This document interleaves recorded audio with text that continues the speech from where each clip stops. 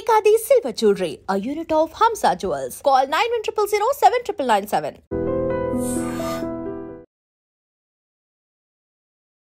అంటే మీరు ఫెమినిస్టా? Yes, I'm feminist. అంటే అమ్మాయిలకి స్టాండ్ తీసుకోవడం, అమ్మాయిలు ఏం చేసినా రైట్ అని అనడం. అమ్మాయిలందరూ సుధపూసలు గారు, అబ్బాయిలందరూ చెడ్డోళ్ళు గారు అని పబ్లిక్గా 1,00,000 సార్లు 10 years నుంచి మాట్లాడుతున్నా. క్రైమ్ రేట్లో కూడా ఈ మధ్య అమ్మాయిలు కూడా ముందుకు వస్తున్నారు. అలాంటి సిచ్యువేషన్స్ లోనే కూడా అమ్మాయిలది రైట్ అంటారా? ఇప్పుడు ఫెమినిజం వచ్చి ఇప్పుడు అమ్మాయిలు బయటికి వచ్చి ఇప్పుడు అమ్మాయిలు వైలెంట్ అవుతున్నారు అంటున్నారు. ఇంతకుముందు మొగలు మరి వైలెంట్ ఎంత క్రైమ్ రేట్ ఉంది మన దగ్గర? రీసెంట్ పోస్ట్ లో కూడా చూసాను ఇన్స్టాలో, బాగా ఏడుస్తూ.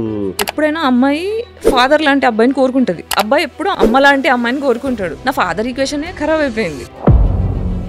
అబ్యూజివ్ ఫాదర్ ఉన్నాడు. టీవీ వైర్ ఉంటది కదా, కాపర్ వైర్ పైన పొట్టు తీసేసి ఆ వైర్ తో కొడితే తోలు లేస్తే దాంట్లో కారం పొడేయడం, కళ్ళల్లో నిమ్మకాయలు వినడం. సడన్ గా మీరు ఈ ట్రామాకి రావడానికి, లైక్ మీరు ఇలా మారడానికి బిగ్ బాస్ ఒక కారణం అని చెప్పి అని అంటారు. అకౌంటబిలిటీ కోసం మాటికి వెళ్తే పట్టించుకోవాలి. రిసెప్షన్ లో కూర్చోబెట్టారు, పొద్దున్న సాయంత్రం దాకా పంపించేశారు. ఇది ఒక సిచ్యువేషన్ జరిగిందని చెప్పి పక్కన పెట్టి మీ కెరీర్ ని బిల్డ్ చేసుకుంటూ ఉంటే మంచి ప్లేస్ లో ఉండేవాళ్ళేమో. నాకు ఇండస్ట్రీకి వచ్చిన దగ్గర నుంచి ఎన్ని రేప్ అటాక్లు అయినాయి, ఎంత ఎక్స్ప్లోటేషన్ అయిందనే దానికి ప్రూఫ్లు లేవు. నేను చాలా ఇన్నోసెంట్ గా తిరిగా. ఏం తెలియకుండా నా తెలుగు పీపుల్ అనేటోళ్ళు సేఫ్టీ, వెళ్ళిన ప్రతి దగ్గర కన్సెంట్ లేకుండా రేప్ అటాక్లు చేయడం ఒకటి చాలా అయిపోయినాయి. మరి ఎందుకు రారు ఎవరు బయటికి? అమ్మాయిలు మొగుడుతో దొక్కించుకుంటావా, సొసైటీలోకి వచ్చి 10 మందితో దొక్కించుకుంటావా అన్నట్టుంటది ఈక్వేషన్. ఇప్పుడు బయటకు వచ్చి మాట్లాడారు అనుకోండి, ఏమైంది నా కెరియర్? మీరు ఎప్పుడైనా కమిట్మెంట్ గా వెళ్ళారా సినిమా ఆఫర్ కోసం?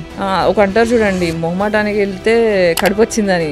అలా నో చెప్పడం రాక ఫోర్స్ఫుల్ గా మందు తాగిస్తే తాగేసా, అవుట్ అయిపోయా. ప్రొడ్యూసర్ డైరెక్టర్ వాళ్ళు ఇప్పుడు చాలా ఫేమస్. డ్రైవర్ రావడానికి ఇంకో 20 minutes పడుతుందంట. గాయత్రి రాత్రి అవుతుంది కదా, పైన కూర్చుందా అని వెళ్ళి నా డ్రెస్ లాగడం స్టార్ట్ చేసాను. నాకు ఫోర్స్ఫుల్గా పెళ్ళయింది. ఆ పెళ్లిలో కూడా నాకు ఎక్స్ట్రీమ్ ట్రామా, లిటిల్ తట్టుకోలేక 5 stitches ఉన్నాయి. సూసైడ్ అటెంప్ట్ చేసుకున్నా. ఫోర్స్ఫుల్ పెళ్ళి ఏంటి? మా అమ్మ అయితే పాయిజన్ బాటిల్ పెట్టుకొని నువ్వు చేసుకోకపోతే నేను చచ్చిపోతాను కూర్చొని. అప్పగింతలు అవుతాయి కదా, ఇలా హక్ చేసుకొని చెవులో చెప్తుంది, నేను వదిలించుకోవడానికి పెళ్లి చేస్తున్నా, మళ్ళీ నా జీవితంలోకి రాకు, just get out of my life. ఒక అమ్మ అందరి ముంగలు ఒకలాగా, ఎవరు లేనప్పుడు ఒకలాగా, సీక్రెట్గా ఒకలాగా అలా ఎలా ఉండగలుగుతారు అనే షాక్లో ఉండిపోయినా. హాయ్ హలో నమస్తే, నేను మీ anchor Shiva. Welcome to iDream media. ఈరోజు నా ముందున్న గెస్ట్ గాయత్రి గుప్తా. తనతో మాట్లాడదాం. ఎలా ఉన్నారు? Good, I'm good. How are you? నేను బాగున్నాను. And thank you so much నా పాడ్కాస్ట్కి వచ్చినందుకు. ప్లెజర్. నేను యాక్చువల్లీ ప్రతిసారి ఇంట్రొడక్షన్లు ఇచ్చి అది ఎప్పుడు చెప్తుంటాం, అలా కాదు, డైరెక్ట్గా ఒకసారి మాట్లాడదామని నీతోనే స్టార్ట్ చేస్తున్నాను నేను. యా, రీసెంట్గా నీ ఇన్స్టాలో రీల్స్ కానీ మీ యూట్యూబ్లో వీడియోస్ని చూస్తూనే ఉన్నా. అంటే సొసైటీకి ఏదో చెప్దామని ట్రై చేస్తున్నారు. అంటే మీరు ఫెమినిస్టా? yes, I'm feminist. ఇప్పుడు ఈ మధ్యన లేకపోతే ఫస్ట్ నుంచేనా? అంటే ఫెమినిస్ట్ అంటే బేసిక్గా మీ ఉద్దేశంలో ఏంటి? దాన్ని బట్టి అంటే అమ్మాయిలకి స్టాండ్ తీసుకోవడం, అమ్మాయిలు ఏం చేసినా రైట్ అని అనడం అని నాకు అర్థమైంది. అంటే అది మీ డెఫినేషన్ ఆఫ్ ఫెమినిజం. బేసిక్గా ఫెమినిజం ఏంటంటే ఉమెన్ని ఎంపవర్ చేయడానికి, ఏది పడితే అది రైట్ అనేది కాదు. మీరు నిజంగా మీ వీడియోస్ ఫుల్గా చూస్తే తెలుస్తుంది ఏంటంటే అమ్మాయిలందరూ సుధపూసలు గారు, అబ్బాయిలందరూ చెడ్డోళ్ళు గారు అని పబ్లిక్గా 1,00,000 సార్లు 10 years నుంచి మాట్లాడుతున్నా. నాదొక వాయిస్, అది వింటే అర్థమవుతుంది. నార్మల్గా యాక్చువల్లీ నేను ఎలా చెప్తున్నానంటే, ఫెమినిస్ట్ అంటే కొంతమంది మన దగ్గర, అంటే కొంతమంది ఇప్పుడు ఫెమినిస్టులు కత్తి ఉంటుంది, కత్తితో మర్డర్ చేయొచ్చు, కత్తితో కూరగాయలు కోయచ్చు, ఏమైనా చేయొచ్చు. ఇది నేను బిగ్ బాస్ లో ఉన్నప్పుడు విన్నా. అంటే ఇప్పుడు కత్తితో మర్డర్ చేశారు కాబట్టి కత్తి మంచిదా అంటే, కత్తిని ఎలా వాడుతున్నారు వాళ్ళ బట్టి మనం డెఫినేషన్ మార్చలేం కదా. Feminism came to empower women because పితృస్వామ్య వ్యవస్థ వల్ల ఆడవాళ్ళు, మీకు అంటే ఇప్పుడు నేను స్పెసిఫిక్గా చెప్పక్కర్లేదు, మనకు అందరికి తెలిసిందే. ఇప్పుడు మన లాస్ అప్గ్రేడ్ అవుతున్నాయి, పీపుల్ అప్గ్రేడ్ అవుతున్నారు. ఒకప్పుడు ఆడవాళ్ళు ఇంటికి పరిమితం అవుతుండే, కిచెన్కి పరిమితం అవుతుండే. ఇప్పుడు సొసైటీలోకి వస్తున్నారు, వర్క్ చేస్తున్నారు. ఇప్పుడు సొసైటీ ఆడవాళ్ళకి రెడీ లేకుండే వర్క్కి. సడన్గా అంటే మిలీనియల్ జనరేషన్ నుంచి ఆడవాళ్ళు రావడం స్టార్ట్ అయిన దగ్గర నుంచి అసలు ఆడవాళ్ళని ఎలా హ్యాండిల్ చేయాలి అనే, ఇప్పుడు ఆడవాళ్ళ హెల్త్ డిఫరెంట్ ఉంటుంది, ఎక్స్పెక్టేషన్స్ డిఫరెంట్ ఉంటాయి. ఇలాంటివన్నీ కూడా మగవాళ్ళకి డిజైన్ చేయబడ్డ సొసైటీలో ఆడవాళ్ళు వచ్చినప్పుడు ఏమవుతుందంటే, ఆడవాళ్ళని ఎలా హ్యాండిల్ చేయాలో ఆడవాళ్ళకి అర్థం కావట్లేదు, మగవాళ్ళకి అర్థం కావట్లేదు. కాబట్టి ఇదంతా షేక్ అవుతుంది. బేసిక్గా ఎవరు తప్పు కాదు, సిస్టమ్ అనేది ఫ్లాడ్గా ఉంది. దాన్ని మనం అప్గ్రేడ్ చేసుకోవడానికి మనం కష్టపడుతున్నాం. ఒక జార్లో నల్లచీమలు ఎర్రచీమలు వేసేసి మూత పెట్టేసి షేక్ చేస్తారు. షేక్ చేసిన తర్వాత ఏంటి, లోపల మనకు షేక్ తెలియట్లేదు, మూసింది తెలియట్లేదు. నల్లచీమ ఎర్రచీమ కొట్టుకుంటున్నాయి. కొట్టుకుంటే నీది తప్పు, నువ్వెన్ తప్పు, ఉమెన్ తప్పు అని మనం కొట్టుకుంటున్నాం. కానీ కామ్ డౌన్, షేక్ అవుతుంది సిస్టమ్, మనం అది మార్చుకోవాలి అని చెప్పి ఒక అప్గ్రేడ్ అవ్వడానికి, లాస్ అప్గ్రేడ్ అవ్వడానికి, comfort zone for everybody upgrade అవ్వడానికి ఫెమినిజం వచ్చింది. So this is not to hurt anybody. ఒకరిని బాధ పెట్టే ఉద్దేశంతో, ఒకరిని కించపరిచి, ఒకరిని తక్కువ చేసే ఉద్దేశం ఫెమినిజం కాదు. ఎవరికైతే అవసరం ఉందో, ఎవరి గొంతు అయితే వినిపించట్లేదో వాళ్ళకి హెల్ప్ చేయడానికి, ఎంపవర్ చేయడానికి, సేఫ్ సొసైటీ ప్రొవైడ్ చేయడానికి వచ్చే వాయిస్ ఫెమినిజం. ఈ ఇప్పుడున్న జనరేషన్లో అమ్మాయిల వాయిస్ వినిపించట్లేదు అన్నది నాకు తెలిసి మన మూర్ఖత్వం అని అనుకుంటున్నాను. ఎందుకంటే ఇప్పుడు ప్రతి విషయంలోని కూడా, ఏ విషయంలోనైనా అమ్మాయిలు ఫస్ట్ ఉన్నారు. ఏం చేయాలన్నా క్రైమ్ రేట్లో కూడా ఈ మధ్య అమ్మాయిలు కూడా ముందుకు వస్తున్నారు. అంటే మనం చూస్తున్న సిచ్యువేషన్లో, అలాంటి సిచ్యువేషన్స్లోనే కూడా అమ్మాయిలది రైట్ అంటారా? ఇప్పుడు నేనేమన్నాను, ఇక్కడ అమ్మాయి తప్ప కాదు, సిస్టమ్ ఫ్లాడ్ ఉంది అన్న. సో ఈ సిస్టమ్ ఏం చేసింది, ఇంతకు ముందు ఆడోళ్ళని ఇంట్లోకి తొక్కేసింది. ఓకే, మగవాడిని బయట జంతువులా తయారు చేసి పెట్టింది. సో మగవాడు బయట ఎక్స్ప్లాయిట్ చేస్తాడు, ఇంటికి వచ్చి ఆడదాన్ని అబ్యూస్ చేస్తాడు. ఆడది ఎప్పుడు బయటికి చెప్పుకోలేదు, ఇక్కడ నా సేఫ్టీ లేదు, ఇంతకన్నా ఏమన్నా అయితే నేను చచ్చిపోతానే భయం కొద్దీ మన జనరేషన్స్ కొద్దీ మన అమ్మలు, అమ్మమ్మలు, నాన్నమ్మలు అంతా మూసుకొని, తగ్గి, అంచుకొని డిప్రెషన్లోకి వెళ్ళిపోయి సైలెంట్ అయిపోయారు. ఇప్పుడు ఎప్పుడైతే ఆడవాళ్ళు బయట పాపులేషన్ పెరిగింది, రావడం స్టార్ట్ అయింది, ఇప్పుడు ఏమైంది, ఆడదానికి మొగోడికి ఎక్స్ప్లోయిట్ చేసినట్టు ఆడది ఎక్స్ప్లోయిట్ అవుతుంది. మొగోడికి చేతిలో కత్తి ఇచ్చి, ఇప్పుడు ఫెమినిజం వచ్చి, ఇప్పుడు అమ్మాయిలు బయటికి వచ్చి, ఇప్పుడు అమ్మాయిలు వైలెంట్ అవుతున్నారు అంటున్నారు. ఇంతకుముందు మొగోళ్ళు మరి వాయిలెంట్ ఎట్లా, ఎంత క్రైమ్ రేట్ ఉంది మన దగ్గర, ఎంత క్రైమ్ రేట్ ఉంది. ఆ క్రైమ్ రేట్ ఆడవాళ్ళు ఎందుకు జాయిన్ అవుతున్నారంటే ఆడవాళ్ళు మార్కెట్లోకి వచ్చారు. సిస్టమ్ అనేది మనుషుల్ని భయంలో పెట్టి కోపాన్ని అణచేస్తే సైడ్ ఎఫెక్ట్ అలాగే అవుతుంది. సో మనం ఏంటి, ఆడవాళ్ళు హీల్ అవ్వాలి, మగవాళ్ళు హీల్ అవ్వాలి. సో మనము మొగోళ్ళు చేసినారు, ఆడోళ్ళు చేసినారంటే yes, everybody is doing, given a chance. అందరికీ privilege of economy, separation of anger, ఈ రెండు కలిసినప్పుడు, పవర్ చేతికి వచ్చినప్పుడు జంతువు తయారవుతారు. ఇప్పుడు కర్చే కుక్కకి మురిగే కుక్కకి డిఫరెన్స్ చెప్తాం. ఇప్పుడు నా దగ్గర కుక్క ఉంది, ఆడు కరవడు, ఎందుకంటే వాడికి కడవలసిన అవసరం పడకుండా ప్రేమగా పెంచిన. అదే ఇంట్లో కొంతమంది కర్చే కుక్కలు ఉంటాయి, వాడిని కొడతారు, కట్టేస్తారు, దానివల్ల ఏమవుతుందంటే కరుస్తాయి. అది ఆడకుక్కన మగకుక్కని సంబంధం లేదు. సో ప్రేమలో పెరిగిన వాళ్ళు వైలెన్స్ చేయరు. ఎవరైతే ఎక్స్ప్లాయిటేషన్కి గురవుతారో, ఎవరైతే భయంలో పెరుగుతారో, నాకు వాల్యూ దొరకట్లే, నాకు రెస్పెక్ట్ దొరకట్లే అన్న కోపం లోపల దాచుకొని పెరుగుతారో వాళ్ళు క్రిమినల్స్ తయారవుతారు. నన్ను అడిగితే మన క్రైమ్ రేట్లో మర్డర్లు చేసేటోళ్ళు, రేపులు చేసేటోళ్ళు, క్రైమ్ చేసేటోళ్ళు, డబ్బులు లాండరీ చేసేటోళ్ళు అన్నీ కూడా ట్రామా రెస్పాన్స్లు. వాళ్ళకి ప్రేమ దొరక్క, వాళ్ళకి రెస్పెక్ట్ దొరక్క అలా తయారవుతారు.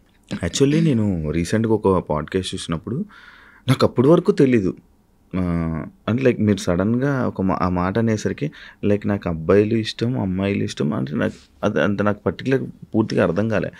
అది ఎందుకు అలా చెప్పడం జరిగింది బయటికి? సో నేను చిన్నప్పటి నుంచి బైక్యూరియస్ ఉండే, అంటే అమ్మాయిలను చూస్తే కూడా నాకు మంచిగా అనిపించేది. నాకు ఎక్కువ నేను అమ్మాయిలకి అట్రాక్ట్ అయ్యేదాన్ని. అబ్బాయిలు ఎందుకు అంటే, ఇప్పుడు నేను ఇంట్లోంచి బయటకు వచ్చేసా, ఒక చిన్నప్పటి నుంచి అమ్మాయికి ఏంటి, పెళ్ళి, సంసారం అనేది ఒకటి చిన్నప్పటి నుంచి మనకు పెళ్ళి, ఫైనల్ గోల్ ఆఫ్ అమ్మాయి ఏంటి, పెళ్ళి. కానీ సొసైటీలో నాకు అమ్మాయి ఇష్టం అనేది చెప్పే ధైర్యం కానీ, స్పేస్ కానీ, ఇది కరెక్టా కాదా కూడా నాకు తెలీదు. అమ్మో నేను క్రీపీనేమో, నేను కామందురాలేమో, అందుకే ఇలా ఆలోచిస్తున్నానేమో, తప్పు అని నేను ఎప్పుడు ఎక్స్ప్రెస్ చేయలేదు. పెద్దగా అయిన తర్వాత నాకు ఒకే బైసెక్షువాలిటీ ఉంటుంది అని తెలిసిన తర్వాత, బట్ స్టిల్ నేను దాన్ని సీరియస్ చెప్పలేదు. ఎందుకంటే దాన్ని ఎక్స్ప్రెస్ చేసి దాన్ని ఎంబ్రేస్ చేసేంత సేఫ్ స్పేస్ లేదు. నేను ఎక్కువ సర్వైవల్ మోడ్లో పెరిగాను, సర్వైవల్ మోడ్లో తిరుగుతున్నాను, సర్వైవల్ మోడ్లో బ్రతుకుతున్నా. కాబట్టి ఎండ్ ఆఫ్ ద డే నా సేఫ్టీ, నా డబ్బులు, నా హెల్త్, ఈ మూడిట్లో కొట్టుకోవడం వల్ల I never explored my sexuality. నాకు ఏది ఇష్టం, నేను ఏది కావాలనుకుంటున్నా, ఓకే ఇది ఉంటే నాకు హ్యాపీ ఉంటుందా అని ఎక్స్ప్లోరేషన్ నేను ఎప్పుడు చేయలేదు. నాకున్న రిలేషన్షిప్స్ బ్రేకప్స్ అయినాయి, కానీ అవన్నీ కూడా ఒంటరిదాన్ని అయిపోయా. నాకు ఫ్యామిలీ లేదు, నాకు ఫ్యామిలీ కావాలి అంటే మొగుడు నుంచే వస్తుంది ఫ్యామిలీ. సో నాకు అమ్మ నాన్న ప్రేమ మిస్ అయినా, నేను ఊహ తెలిసినప్పటి నుంచి నాకు అమ్మ నాన్న ప్రేమ లేదు. సో నాకు వచ్చే లైఫ్లో నాకు జస్ట్ లైఫ్ పార్ట్నరే కాదు, నాకు పేరెంట్స్ కూడా కావాలి. నాకు ఇంట్లో నాకన్నా పెద్ద అంటే చిన్నప్పటి నుంచి ఇంట్లో పెద్దదాన్ని, మళ్ళీ బయటికి వస్తే కూడా అందరూ మెంటల్లీ చిన్నపిల్లలే ఉన్నారు నా చుట్టూ. I have been emotionally mother to all my friends. So అట్లా మెంటల్లీ చాలా టైర్డ్ అనిపిస్తుంది నాకు. అందుకే ఎప్పుడు నా మనసు ఎప్పుడు నాకన్నా మెంటల్లీ పెద్దవాళ్ళు ఉంటే బాగుండు అని కోరుకుంటా. ఆ పెద్దవాళ్ళు ఎక్కడ అమ్మ నాన్నలో దొరుకుతారు, అది ఎక్కడి నుంచి వస్తుంది, లైఫ్ పార్ట్నర్ దగ్గర నుంచి వస్తుంది. కాబట్టి ఆ ఒక్క family I want to belong somewhere అన్న ఆశ కొద్దీ నేను రిలేషన్షిప్స్లో పడ్డా, కానీ గివెన్ ఎ ఛాన్స్ సింగిల్గా ఉన్నంత ప్రశాంతంగా లేదు. ఎందుకు అంత అంటే లైక్ అంటే కొంతమందికి అలా అనిపిస్తుంటుంది. కొంతమంది ఏమనుకుంటారు, రిలేషన్షిప్స్లో ఉన్న వాళ్ళు అదే చాలా మంచిగా ఉన్న వాళ్ళు ఉన్నారు. రిలేషన్షిప్ తప్పనట్లే, నాకు ప్రశాంతంగా ఉంది రిలేషన్షిప్ లేకపోతే అంటున్నా. ఎందుకు ఏమైనా ఇబ్బంది పడ్డారా? అంటే నేను రీసెంట్ పోస్ట్లో కూడా చూసాను ఇన్స్టాలో, బాగా ఏడుస్తూ బ్రేకప్ అయినందుకు ఏడుస్తూ అది పెట్టడం జరిగింది. బ్రేకప్ ఒకటైతే వేరు, చాలా బ్రేకప్స్ అయ్యాయి. కానీ ప్రతిసారి ఏంటంటే ఫ్యామిలీ కావాలి, నేను ఒంటరిగా ఉన్నాను, నాకు ఫ్యామిలీ కావాలి, నాకు ప్రేమ కావాలి అనే ఆశ కొద్దీ ఈ రిలేషన్షిప్స్లో కూడా నచ్చినా నచ్చకున్నా ఒక్కొక్కసారి when we had to have sex I had participated, but I wish I didn't do that. నాకు అంటే మొగోళ్ళు 100% పర్ఫెక్ట్ ఉండరు, మార్చుకోవాలి. ఇప్పుడు చెప్తారు కదా పెళ్ళైన తర్వాత, నా మొగుడు ఇట్లా సత్తాయిస్తుంది అట్లా సత్తాయిస్తుంది అంటే మార్చుకో అంటారు. కానీ మొగోళ్ళు మారకపోతే ఏం చేస్తాం? సో మార్చే పద్ధతిలో ఏంటంటే okay I want a family అనే కోరిక కొద్దీ చాలాసార్లు కాంప్రమైజ్, ఇష్టం లేకున్నా పార్టిసిపేట్ చేయడం. సో 30 years తర్వాత కన్సెంట్ అని తెలిసిన తర్వాత, కన్సెంట్ డెఫినేషన్స్ అర్థమైన తర్వాత, మ్యారిటల్ రేప్స్ గురించి అర్థమైన తర్వాత, సెల్ఫ్ వర్త్ తెలుసుకున్న తర్వాత, నా వర్త్ నాకు తెలియకపోవడం వల్ల, నాకు ఫ్యామిలీ ఉంటే కానీ వాల్యూ లేదు అని నేను ఫీల్ అవ్వడం వల్ల, అర్హత లేని మనిషితో రిలేషన్షిప్ పెట్టుకొని వాళ్ళకి నేను తగ్గాను అనే ఒక సాడ్ ఫీలింగ్ వచ్చింది. దానివల్ల ఏంటంటే ఓకే నాకు ఇప్పుడు అంటారు కదా ప్రేమతో పెరగని వాళ్ళు కత్తి మీద ప్రేమను వెతుక్కుంటారు, కత్తి మీద అని. అలా నేను అలా వెతుక్కున్నా ప్రేమని, but it was not safe. Selection problem ఏమో కదా? అవును, నా సెలక్షన్ ప్రాబ్లమే. ఎందుకంటే తండ్రి దగ్గర నుంచి వచ్చే, ఇప్పుడు ఎప్పుడైనా అమ్మాయి ఫాదర్ లాంటి అబ్బాయిని కోరుకుంటుంది, అబ్బాయి ఎప్పుడు అమ్మాయి లాంటి అమ్మ లాంటి అమ్మాయిని కోరుకుంటాడు. నా ఫాదర్ ఈక్వేషనే ఖరాబ్ అయిపోయింది. సో ఇప్పుడు అబ్యూజివ్ ఫాదర్ ఉన్నాడు, కూర్చుంటే పగలగొట్టడం, లేస్తే పగలగొట్టడం, చీపి తిరిగిపోయి, చెప్పులు ఇరిగిపోయి, టీవీ వైర్ ఉంటుంది కదా కాపర్ వైర్, పైన పొట్టు తీసేసి ఆ వైర్తో కొడితే తోలు లేస్తే దాంట్లో కారం పొడేయడం, కళ్ళల్లో నిమ్మకాయలు వినడం, ఇది రెగ్యులర్, ఇది డైలీ బేసిస్. పొద్దున అవుతుందంటే వాళ్ళు ఏం చూడాల్సి వస్తుందో అనేటట్టు 25 years వచ్చేదాకా, 25 years ఇంట్లోంచి నేను బయటికి వచ్చేదాకా దెబ్బలు తినని రోజు లేదు, ఏడ్చుకుంటూ పడుకోని రోజు లేదు. టిల్ ఎట్ ద ఏజ్ 35 వరకు కూడా ప్రతి day I sleep with crying, ఏడ్చుకుంటూ నాకు అమ్మ కావాలి నాన్న కావాలని ఏడ్చుకుంటూ పడుకున్నాను. ఓన్లీ మిమ్మల్ని కొట్టేవాళ్ళు? మీరు నలుగురు అంటే కదా? అందరినీ కొడతారు, మమ్మీని నన్ను ఎక్కువ. మీకు మమ్మీ పోలికలు ఉన్నాయా? పోలికలని కాదు, ఇంట్లో ఎప్పుడైనా ఏమవుతుందంటే పేరెంట్స్ టాక్సిక్ ఉన్నప్పుడు ఏమవుతుందంటే, ఒక సైకాలజీ టర్మ్స్లో చెప్తా, ఒక స్కేప్ గోట్ అనే ఇప్పుడు మా ఇంట్లో మేము 5 సిస్టర్స్, ఓకే, మోర్ దాన్ 1 పిల్లలు ఉంటే ఒకరు స్కేప్ గోట్ అవుతారు, ఒకరు గోల్డెన్ చైల్డ్ అవుతారు, మిగతా వాళ్ళు ఇన్విజిబుల్ అయిపోతారు. స్కేప్ గోట్ చైల్డ్ ఏంటంటే, నాకు నిజాలు మాట్లాడడం ఇష్టం, మీకు నచ్చినా నచ్చకపోయినా నాకు తప్పు అనిపిస్తుంటే, నాకు ఇది తప్పు అనిపిస్తుంది కొంచెం చూడండి అని అడుగుతా. ఇప్పుడు టాక్సిక్ ఫ్యామిలీలో ఏమవుతుందంటే, నేను చెప్పిందే నువ్వు వినాలి, అది తప్పు ఒప్పుతో సంబంధం లేదు అని చెప్పి ఫోర్స్ చేస్తారనుకో, నేను నిజాన్ని అడుగుతున్న ప్రతిసారి వాళ్ళకి నచ్చట్లేదు కాబట్టి నన్ను కొట్టడం చేస్తుండే. పెద్దవాళ్ళు కాబట్టి ఏజ్లో పెద్దవాళ్ళు అదే కోరుకుంటారు, చిన్నవాళ్ళు నేను చెప్పిన వినాలి, మీకేం తెలుసు అన్నట్టు. కానీ ఒక జెన్యూన్ క్వశ్చన్ అడిగినప్పుడు నాకు ఆన్సర్ వచ్చేది కాదు. సో ఒక చైల్డ్ నీడ్స్ని పట్టించుకోకుండా ఒక డిక్టేటర్ లాగా. అంటే ఏం క్వశ్చన్స్ అడిగేవాళ్ళు నార్మల్గా మీ నాన్నగారిని? నీకు ఏదో డ్రెస్ కావాలనేది అడిగితే, ఇది ఒక స్టూపిడ్ ఎగ్జాంపుల్ చెప్తున్నా, ఆడపిల్లల్ని పోషించాలంటే నేను ఆరిపోతా అంటే, మరి ఎందుకు గన్నా 5గురిని అని అన్నా.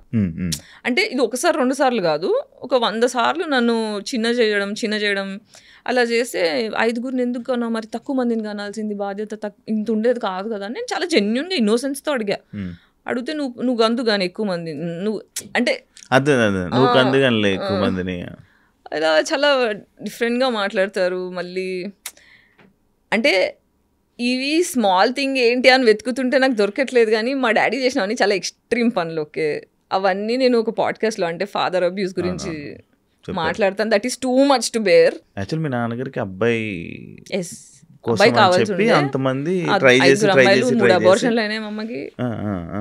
మళ్ళీ ఆడపిల్లలతో సాటిస్ఫాక్షన్ లేక మా మీద మర్డర్ అటెంప్ట్ చేయించాడు. మా అమ్మ మీద మర్డర్ అటాక్ చేశాడు. తర్వాత డివోర్స్ అప్లై చేసేటప్పుడు ఆస్తులు ఇవ్వడం ఇష్టం లేక ఆ టైంలో చాలా హారిబుల్ డివోర్స్ సీన్స్. దాని తర్వాత మళ్ళీ పెళ్లి చేసుకున్నారు, మళ్ళీ అమ్మాయి పుట్టింది. ఆయనకి రాసి పెట్టింది అమ్మాయిలు పుట్టాలి. తండ్రి పాపాలు అనేవి కూతురు తీర్చాలంట. స్పిరిచువాలిటీ అర్థమైంది. పాపాలు చేసే తండ్రికి అమ్మాయిలు మాత్రమే పుడతారంట, కొడుకులు పుట్టారంట. అర్థమవుతుంది తర్వాత నమ్ముతున్నా, ఇంతకుముందు నమ్మేదాన్ని కాదు. బేసిక్గా మీరు అలాంటి వాతావరణంలో నుంచి రావడం వల్ల మీకు ఒక అమ్మాయికి సపోర్ట్ చేయాలి అంటే ఇలా చాలా మంది అమ్మాయిల జీవితాలు ఇలా ఉన్నాయి. చాలా మంది అమ్మాయిలు బయటికి ఇప్పుడు ఎంతో అంటే పితృస్వామ్య వ్యవస్థ అనేది ఏం చేస్తుందంటే బేసిక్గా పురుషాధిక్యంలో డిజైన్ చేయబడ్డ సొసైటీ ఇది. So extremely emotionally intelligent parents, అంటే ప్రేమని అర్థం చేసుకున్న తల్లి తండ్రి ఉన్న కుటుంబాల్లో మాత్రమే ఆడపిల్లలు సంతోషంగా ఉన్నారు. అది ఓన్లీ ఎక్స్ట్రీమ్లీ రిచ్ కమ్యూనిటీస్లో, అది కూడా అందరు కూడా కాదు. బట్ మన ఇండియా ఏంటి, ఇండియా కాదు ప్రపంచం మొత్తం ఇలాగే ఉంది. రిచ్ క్రౌడ్ తక్కువ, పూర్ క్రౌడ్ ఎక్కువ, మిడిల్ క్లాస్ ఎక్కువ. సో ఎకనామికల్ ఇష్యూస్ ఉన్న ప్రతి దగ్గర ఎక్స్ప్లాయిటేషన్ ఉంటుంది. So larger crowd of women are going through depression. So నా వాల్యూ ఏంటో నాకు తెలియకుండా నేను పెరుగుతున్నట్టు చాలా మంది అమ్మాయిలు, చాలా మంది కాదు, ఎక్స్ట్రీమ్లీ ఎక్కువ population, more than 50% of population అనే చెప్తాను నేను. మీరు ఇలా మాట్లాడడం స్టార్ట్ చేశాక ఏదైనా ఎవరైనా అమ్మాయిలు మిమ్మల్ని కాంటాక్ట్ అయ్యారా? చాలా మంది అవుతారు, రెగ్యులర్ బేసిస్లో అవుతారు. వీళ్ళ టైం బట్టి మ్యాక్సిమం రిప్లైలు ఇస్తా, అందరితో మాట్లాడతారు. ఈ జనరేషన్లో పెళ్లి చేసుకోవడం తప్పు అంటారా? తప్పంటే ఇట్స్ అ ప్రివిలేజ్. ఓకే, పెళ్లి చేసుకోవడం అనేది ప్రివిలేజ్. ఇప్పుడు నన్ను అడిగితే మనం అందరం యుద్ధంలో ఉన్నాం, సైకలాజికల్ యుద్ధంలో ఉన్నాం. ఇప్పుడు మనం ఏం చేయొచ్చు అంటే తరతరాలు వరల్డ్ వార్ అయిన తర్వాత ఇండిపెండెన్స్, మనకి ఇండియా ఇండిపెండెన్స్ వార్ యుద్ధాలు అయిన తర్వాత ఏంటంటే మనం అంతా ట్రామాకు గురాం. అంటే ఫర్ ఎగ్జాంపుల్ మనం పరిగెడుతుంటే పెద్ద దెబ్బై కాలు ఫ్రాక్చర్ అయిపోయింది అనుకోండి, ఆ కాలు ఫ్రాక్చర్ అయిపోయేదాకా మనం ఏం చేస్తాం, బెడ్ రెస్ట్ తీసుకొని దాని మీద ఫోకస్ చేస్తాం. దాని మీద ఫోకస్ చేస్తే దగ్గుతుంది. లేదు నువ్వు పట్టేసేసి నన్ను ఉరుకు అంటే ఉరకలేం మనం, దానివల్ల దెబ్బలు ఇంకా పెరుగుతుంది, ఇన్ఫెక్షన్ అవుతుంది, కాలు తీసేదాకా వస్తుంది. సో వార్ వల్ల ఏమవుతుందంటే మన తాతలు, ఇప్పుడు మా తాత ఫ్రీడమ్ ఫైటర్ ఉండే, ఫ్రీడమ్ మూమెంట్లో మా తాతయ్య పార్టిసిపేట్ చేశారు, బ్రిటిష్ వాళ్ళ చేతిలోనే చనిపోయారు. మా తాతయ్య కూడా ఎమ్మెల్యే ఉండే, ఫ్రీడమ్ వచ్చిన తర్వాత ఆ టైంలో హీ గాట్ కిల్డ్. సో ఇట్లాంటి టైంలో ఏమవుతుందంటే మన తాతల జనరేషన్ వాళ్ళందరూ ఇమోషనల్ ట్రామాకి గురయ్యారు. అంటే ఫుడ్ ఎక్స్ప్లాయిటేషన్, చంపేడాలు, భయంలో బ్రతికారు. ఇప్పుడు గాజా వార్ చూస్తున్నారు కదా, భయంలో ఉన్నారు. ఈ గాజాలో ఎవరైనా మిగిలారు అనుకోండి, వాళ్ళ నెక్స్ట్ తరాలు అందరూ కూడా మన డిఎన్ఏలో 7 తరాల మెమరీ స్టోర్ అయిపోయి ఉంటుంది. తెలుసా మీకు? మనకి డిఎన్ఏ ఉంటుంది. మనకి ఇప్పుడు సరే పెళ్లి చేయాలంటే 7 తరాల టు 7 తరాలు ఎందుకంటారు నాకు తెలియదు. ఎందుకంటే వాళ్ళకి హెల్త్ ఇష్యూస్ కానీ ఇవన్నీ, మన హెల్త్ ఇష్యూస్ ఎలా వస్తాయి, మనకున్న డిప్రెషన్ బట్టి, మన లోపల ఉన్న ట్రామా బట్టి. ఇప్పుడు భయం వల్ల వచ్చిన హెల్త్ ఇష్యూ, నా నిజాలు నేను మాట్లాడలేకపోతున్నాను అనుకో, నాకు థైరాయిడ్ వచ్చే ఛాన్స్ ఉంటుంది.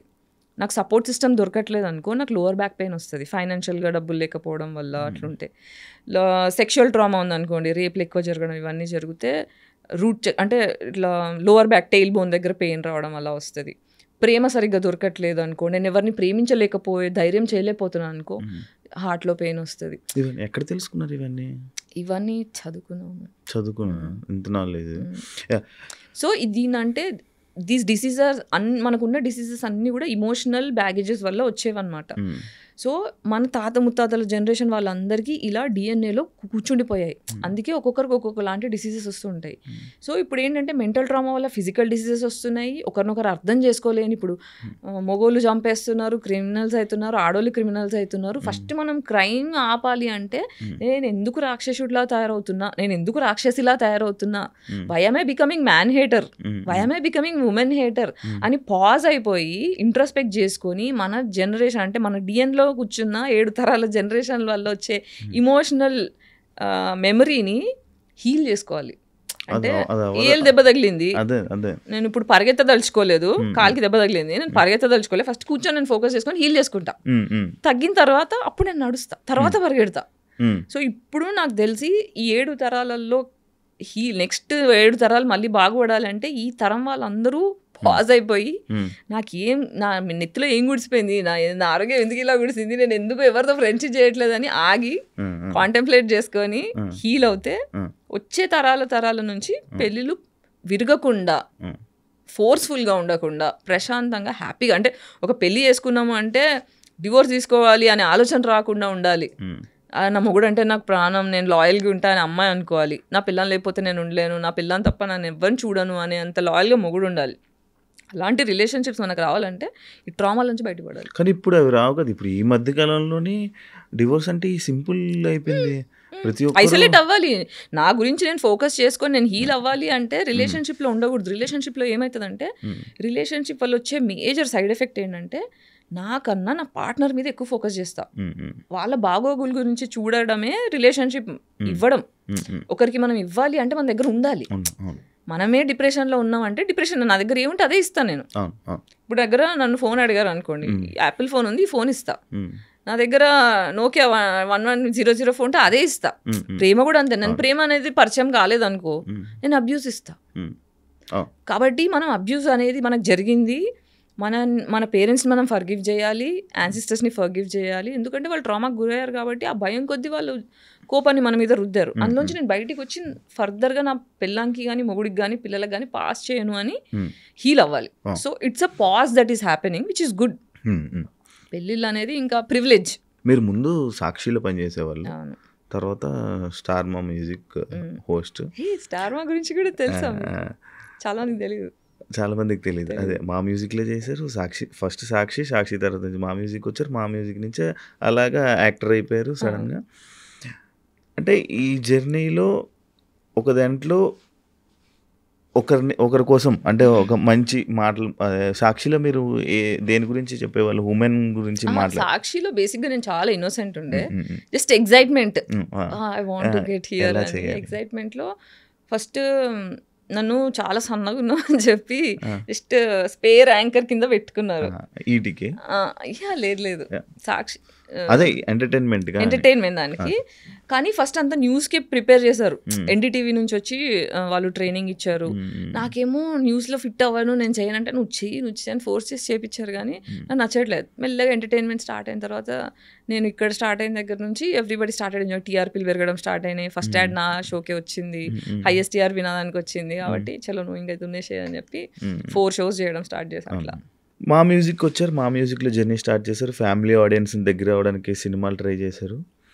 కానీ సడన్గా మీరు ఈ ట్రామాకి రావడానికి, లైక్ ఇలా మీరు మాట్లాడడానికి, మీరు ఇలా మారడానికి బిగ్ బాస్ ఒక కారణం అని చెప్పి అని అంటారు జనాలు అనుకుంటున్నారు. Big boss one of the contribution. అసలు నిజంగా మీకు అది జరిగిందా, లేకపోతే కాంట్రవర్సీ కోసం మీరు అలా చేశారా? అప్పుడు నేను అసలు ఆ విషయం తీయదలుచుకోలేదు. లైట్ తీసుకొని నా పని నేను చేసుకుంటున్నా. చాలా తిట్టుకున్నా. నా టైం వేస్ట్ చేశారు, నా ప్రాజెక్ట్ ఖరాబ్ అయినాయి, 15 సినిమాల దాకా వదిలేసి అప్పుడే ఫేమస్ అయ్యా.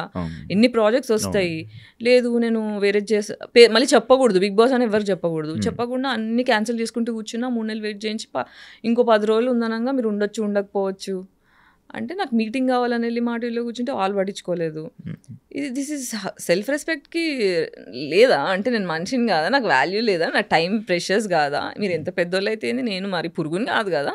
I have my identity, I'm living. నేను కష్టపడి బతుకుతున్న మనిషిని, నేను ఎవరిని ఎక్స్ప్లాయిట్ చేయని మనిషిని, నాకు ఎందుకు ఇట్లా డిస్రెస్పెక్ట్ చేయాలని అకౌంటబిలిటీ కోసం మాటకి వెళ్తే పట్టించుకోలే. రిసెప్షన్లో కూర్చోబెట్టారు, పొద్దున్న సాయంత్రం దాకా పంపించేశారు. ఇలా కాదు అని నా ఫ్రెండ్స్ని ఎంక్వైరీ చేసి, నా సర్కిల్లో ఎంక్వైరీ చేసి నంబర్ తీసుకొని ఆయన అడిగా, బ్రో ఏంటి ఇట్లా ఉంది అంటే పార్క్లో కలుసు అంటే అక్కడ కలిస్తే మరి ఇప్పుడు నన్ను ఇంప్రెస్ చేసుకోవాలి కదా గాయత్రి, నేను నీకెందుకు చేయాలి, చాలామంది ఉన్నారు రావడానికి, నీకే ఎందుకు చేయాలి అంటే ఈ మాట 3 నెలల ముందు చెప్పుంటే నేను లైట్ తీసుకునేదాన్ని. నా టైం వేస్ట్ చేశారు కదా, దానికి అకౌంటబిలిటీ ఏంటి అంటే చూద్దాం, నేను కూడా హ్యాపీ అవ్వాలి కదా, నేను కూడా ఆలోచించాలి కదా, మన ఉంటే చెప్తా అన్నారు. అని చెప్పేసి వచ్చేసా, లైట్ తీసుకున్నా. దాని తర్వాత మాట్లాడడం స్టార్ట్ చేసిందా. అప్పుడు అరే ఇప్పుడు నేను ఇన్నేళ్ల నుంచి మీటు గురించి దాని గురించి చాలా మాట్లాడాను. నా కోసం ఎవ్వరూ నిల్చోలేదు. It was all alone fight. అంటే ఇప్పుడు శ్రీరెడ్డి మాట్లాడినప్పుడు చాలా మంది మహిళా మండలి సంఘాలు వెళ్ళి శ్రీరెడ్డికి సపోర్ట్ చేశారు, జూనియర్ ఆర్టిస్టులు వెళ్ళి సపోర్ట్ చేశారు, చాలా చేశారు, కానీ నా వాయిస్కి ఒక్కరు కూడా రెస్పాండ్ కాలే. సో వెళ్ళి టీవీ ఛానల్ TV5లో చూసాను నేను. తను వెళ్ళి తనతో ఏమేమి జరిగిందో ఎగ్జాక్ట్లీ అదే జరిగింది నాకు. సో నేను అనుకున్నా, అరే నాకు ఎవరు నిల్చోలేదని నేను బాధపడ్డా, ఇప్పుడు ఈ అమ్మాయి ఒక్క స్ట్రగుల్ అవుతుంది, ఎవరు నిల్చోపోతే ఎలా అని చెప్పి చాలా సోషల్ రెస్పాన్సిబిలిటీతో ఫెమినిస్ట్గా వెళ్ళి I also went through the same thing. Let me know what I can, అంటే నేను ఎలా హెల్ప్ అవ్వగలుగుతానో చెప్పు, I will be there for you, అసలు don't hesitate to contact me అని చెప్పా. తర్వాత కేసు పెడదాం అనుకుంటున్నా, ఏమంటావు అంటే okay if it is worth it let's do this అని చెప్పి లాయర్ని మాట్లాడుకొని ఇంకొక ప్రొడ్యూసర్ నా సపోర్ట్ చేస్తా అని చెప్పి మొత్తం తప్పుదారి పట్టించారు. మధ్యలో నాకు అర్థమైంది ఏంటంటే అందరూ గేమ్ ఆడుతున్నారు, అటు గేమ్ ఆడుతున్నారు, ఇటు గేమ్ ఆడుతున్నారు, మధ్యలో నేను ఒక ఎర్రి పుష్పమైనా అని నాకు అర్థమైంది. కానీ బేసిక్గా అది జరిగిన తర్వాత, ఆ సిచ్యువేషన్ అయిన తర్వాత ఒక 3 months 4 months అది అయిపోయిన తర్వాత లైక్ ఓకే ఇదొకటి జరిగింది, ఇది ఒక సిచ్యువేషన్ జరిగింది అని చెప్పి పక్కన పెట్టి మీ కెరియర్ని బిల్డ్ చేసుకుని ఉంటే మంచి ప్లేస్లో ఉండేవాళ్ళేమో అని అనుకున్నా ఆడియన్స్ కదా. దాని అంటే తర్వాత అప్పుడు ఇప్పుడు కేసు అయిపోయింది, నేను ఇప్పుడు నాకు ఈ హెల్త్ ఇష్యూ ఉంది, స్పైనల్ కార్డ్ ఇష్యూ ఒకటి ఉంది, అది 25 అంటే నేను సాక్షిలో జాయిన్ అయ్యే ఫస్ట్ డే స్టార్ట్ అయిపోయింది నాకు. ఇలా ఫుల్ ఎక్సైట్మెంట్లో నాకు ఇష్టమైన జాబ్ నేను నా సొంతంగా తెచ్చుకున్నా, నా ఎడ్యుకేషన్తో సంబంధం లే, సర్కిల్తో సంబంధం లే, పేరెంట్స్ రికమెండేషన్తో సంబంధం లే, సొంతంగా తెచ్చుకున్నాను. ఒక ఫస్ట్ గర్వం అంటే చిన్నప్పటి నుంచి నువ్వు వేస్ట్, నువ్వు దేని పనికిరావు, నువ్వు చచ్చిపో అని మా ఇంట్లో మాటలు అని పెరిగిన మనిషిని ఫస్ట్ టైం ఓకే నేను వేస్ట్ కాదు, నేను ఏదో ఒక చేయగలుగుతా అనే ఎక్సైట్మెంట్లో పోయా ఆఫీస్కి. వెళ్ళి ఇలా స్టెప్స్ ఎక్కుతున్నా పట్టేసుకుంది బ్యాక్, లోవర్ బ్యాక్ కదల రావట్లే, ఇట్లా కాలు తీస్తే ఇట్లా మంటలు వచ్చేస్తున్నాయి బ్యాక్లో. నాకు అర్థం కావట్లేదు, కూర్చొని ఇంకా పైన వాళ్ళకి ఫోన్ చేస్తే వచ్చి పెయిన్ కిల్లర్ ట్యాబ్లెట్ ఇచ్చి పైనకి వెళ్ళి నాకేం అర్థం కావట్లేదు ఏంటి. తర్వాత ఇంకా అప్పటికే నా ఇంకా షో స్టార్ట్ కాలేదు, నీ షో స్టార్ట్ అయినప్పుడు పిలుస్తానులే గాయత్రి నువ్వు వెళ్ళా అంటే ఇంటికి వెళ్ళిపోయా, బెడ్ రిడన్ అయిపోయా. ఇంకా అక్కడ నుంచి నాకు హెల్త్ పాడవడం స్టార్ట్ అయింది. సో ఆ హెల్త్ ఎందుకు పాడైంది అంటే ట్రామా వల్ల. ఇప్పుడు ఈ ఇండస్ట్రీకి వచ్చిన తర్వాత కూడా ఏంటి, ఇప్పుడు బిగ్ బాస్ అంటే బయటికి కనిపించింది, నేను మాట్లాడాను. ఎందుకంటే బిగ్ బాస్ కూడా ఎందుకంటే బాండ్ సైన్ చేసి ఉన్నాం కాబట్టి, కాల్ కాన్వర్సేషన్స్ ఉన్నాయి కాబట్టి, ప్రూఫ్లు ఉన్నాయి కాబట్టి నేను ధైర్యం చేసిన బయటికి వచ్చి మాట్లాడడానికి. నాకు ఇండస్ట్రీకి వచ్చిన దగ్గర నుంచి ఎన్ని రేప్ అటాక్లు అయినాయి, ఎంత ఎక్స్ప్లోటేషన్ అయిందనే దానికి ప్రూఫ్లు లేవు. నేను చాలా ఇన్నోసెంట్గా తిరిగా, ఏం తెలియకుండా నా తెలుగు పీపుల్ అనేటోళ్ళు సేఫ్టీ. ఇప్పుడు నేను చిన్నప్పుడు ఏమనుకున్నా, నాకు ఎండ్రిక్ ఇగ్లేసియాస్ అంటే ఇష్టము, ఆయనతో పాట చేయాలి, నాకు పాటలు పాడేదాన్ని నేను, తనతో సాంగ్ చేద్దాం అనే చిన్న ఇన్నోసెంట్ కోరిక. పాస్పోర్ట్లు అప్లై చేసుకున్న ప్రతిసారి ఇంట్లో చింపేసేవాళ్ళు.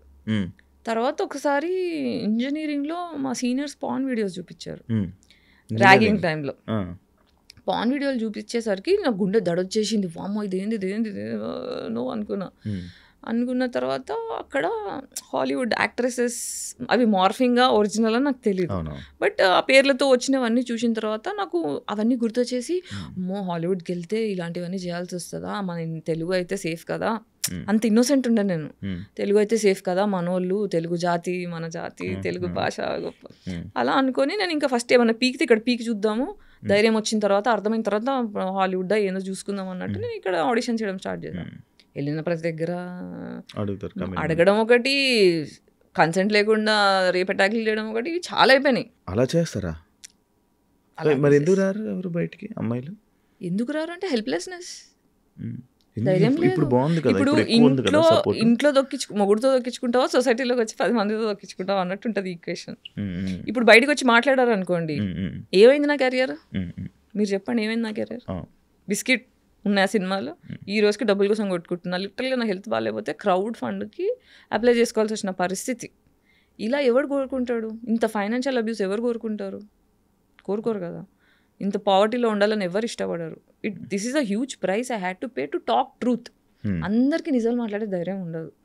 ఇప్పుడు నాకు డెత్ థ్రెట్స్ వచ్చాయి, రేప్ థ్రెట్స్ వచ్చాయి, ఫైనాన్షియల్గా బిస్కెట్ అయిపోయినా, హెల్త్ ఇంకా డిప్రెషన్లోకి వెళ్ళిపోయి హెల్త్ ఖరాబ్ అయిపోయింది, ప్రాజెక్ట్స్ రావట్లేదు, ఇంత లాసెస్ అన్న ఆలోచించుకుంటారు కదా. మరి ఎలా ఉంటున్నా అంటే చిన్న చిన్న ప్రాజెక్ట్స్ ఇప్పుడు నేను మాట్లాడడం వల్ల ఇండస్ట్రీ కట్ చేసిందేమో కానీ చాలా మంది ఫ్యాన్స్ కూడా ఉన్నారు నాకు, చాలా మంది ఫ్యాన్స్ ఉన్నారు.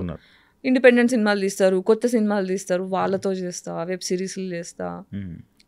కొన్నిసార్లు మా మమ్మీ కొన్ని డబ్బులు పంపించేది, ఫ్రెండ్స్ పంపిస్తారు. యూఎస్లో నాకు చాలా మంది ఫ్రెండ్స్ ఉన్నారు, స్కూల్ ఫ్రెండ్స్, రిలేటివ్స్. అవును, మీ అమ్మగారు సిస్టర్ గారు కూడా యూఎస్లో ఉన్నారని విన్నా. అంటే మేము 5 సిస్టర్స్, 2 ఇక్కడ ఉంటాం, మిగతా 3 మా అమ్మ యూఎస్లో. అక్కడ మంచి ఆఫీసర్ అంట కదా మీ సిస్టర్? ఏ సిస్టర్? మీ చెల్లి. 4వ చెల్లి ఆర్మీ ఆఫీసర్ కదా, విన్నా. మంచి సెటిల్డ్ కదా అక్కడ, అప్పుడు మంచి సెటిల్డ్ అంట కదా. మరి నీకు సపోర్ట్, మరి మీరు కూడా వెళ్ళిపోతే బాగుండేది కదా అక్కడికి. వెళ్ళిపోతే బాగుండేదంటే ఆనెస్ట్గా చెప్పాలంటే డిస్ఫంక్షనల్ ఫ్యామిలీలో ఏమవుతుందంటే పేరెంట్స్ ఏం చేస్తారు, ఒకరిని అబ్యూస్ చేస్తారు, ఒకరు నెత్తి మీద పెట్టుకుంటారు, మిగతా వాళ్ళు చెప్పే కదా గోల్డెన్ చైల్డ్, స్కేప్ గోట్. నేను స్కేప్ గోట్ చైల్డ్, ఇంకో చెల్లి గోల్డెన్ చైల్డ్. అంటే నేను చెప్పినట్టు నువ్వు వినకపోతే ఇలా బగలు కొడతా, చెప్పింది వినిపితే ఇలా నెత్తి మీద పెట్టుకుంటా అని 2 ఎగ్జాంపుల్స్ క్రియేట్ చేశారు. ఇక మిగతా 3 ఏంటి, అమ్మ బాబాయ్ అని సైలెంట్ అయిపోతారు. దానివల్ల ఏమవుతుందంటే ఇంకా ట్రయాంగులేషన్ అంటారు సైకాలజీలో. ట్రయాంగులేషన్ అంటే వీళ్ళ మీద వీళ్ళకి చాటి చెప్పడం, వీళ్ళ మీద ఇది మంచిది కాదు అని దీంతో గాసిప్ చేయడం, ఇది మంచిది కాదని ఇంకో చెల్లితో గాసిప్ చేయడం, అన్ని పర్సనల్గా చేస్తుంటారు. దానివల్ల ఏమవుతుందంటే మా సిస్టర్స్ మధ్యలో కూడా ఫ్రెండ్షిప్ అనేది చిన్నప్పటి నుంచి ఎస్టాబ్లిష్ అవ్వలేదు. సో ప్రేమ అనేది నేర్పించలే, ఓన్లీ విషయం పెట్టి నేర్పించారు. కాబట్టి ఎవరి కోసం ఎవరు లేకుండా అయిపోయింది. ఇప్పుడు మా చిన్న చెల్లి నేను బాండ్ అవుతున్నాం, ఇప్పుడు మాట్లాడుకుంటున్నాం, సైకాలజీ మాట్లాడుకుంటున్నాము, అర్థం చేసుకుంటున్నాము. ఓకే ఎందుకా అని ఇప్పుడు చిన్న చెల్లి కొంచెం దగ్గర అవుతుంది. ఓకే, ఇప్పుడు మంచిగా ఉంటున్నా. యాక్చువల్లీ నేను ఎవరినైనా యాక్ట్రెస్ని కానీ ఎవరినైనా ఇంటర్వ్యూ చేసేటప్పుడు నార్మల్గా కమిట్మెంట్ అలాంటి ఇష్యూ మీకు వచ్చిందా అని అడుగుతాను ప్రతిసారి. ఎవరు వచ్చినా నేను అడిగే ఒక క్వశ్చన్ అయితే ఇది పక్కా ఉంటుంది. కానీ నేను మిమ్మల్ని అడుగుతున్నా, మీరు ఎప్పుడైనా కమిట్మెంట్గా వెళ్ళారా సినిమా ఆఫర్ కోసం? సినిమా ఆఫర్ కోసం వెళ్ళలేదు, బట్ ఒక రీసెంట్లీ ఒక అసలు కమిట్మెంట్ ఇచ్చే అమ్మాయిలతోని ఎలా ఎంపథైజ్ అవ్వాలి అని ఆలోచించి ఒక్క డైరెక్టర్తో నేను మాట్లాడడం స్టార్ట్ చేసా. ఎంత అబ్యూజివ్గా అనిపించింది అంటే వామిటింగ్ వచ్చింది నాకు. తర్వాత ఇంకా నమస్కారం వద్దు, నాట్ ఇంట్రెస్టెడ్. నాకు ప్రొడ్యూస్ చేయడానికి రెడీ ఉండే నా స్టోరీకి, నువ్వు షూట్ స్టార్ట్ చేయి నేను డబ్బులు ఇస్తా అని చెప్పి మేనేజర్ని సెట్ చేస్తాడు, అంత టీమ్ని సెట్ చేస్తాడు. తర్వాత నా వల్ల అవ్వట్లేదు, నాతో కాదు అని నా పావర్టీ బతుకు నేను బతికిస్తా, పర్లేదు అలవాటు అయిపోయింది నాకు అని చెప్పి లైట్ తీసుకున్నాను. మీరు సినిమా ఇండస్ట్రీలో చేయలేదు, నేను ఎప్పుడు చేయలేదు. మీకు ఎప్పుడు ఇబ్బంది కూడా రాలేదు ఆ టైంలో? అంటే సినిమాలు చేసాం అంటే చేసిన వాళ్ళు ఇబ్బంది పెట్టలేదు కాబట్టి చేసినవి చేసా. కానీ ఒక్క సినిమా సగం నుంచి ఇబ్బంది పెట్టడం స్టార్ట్ చేశారు.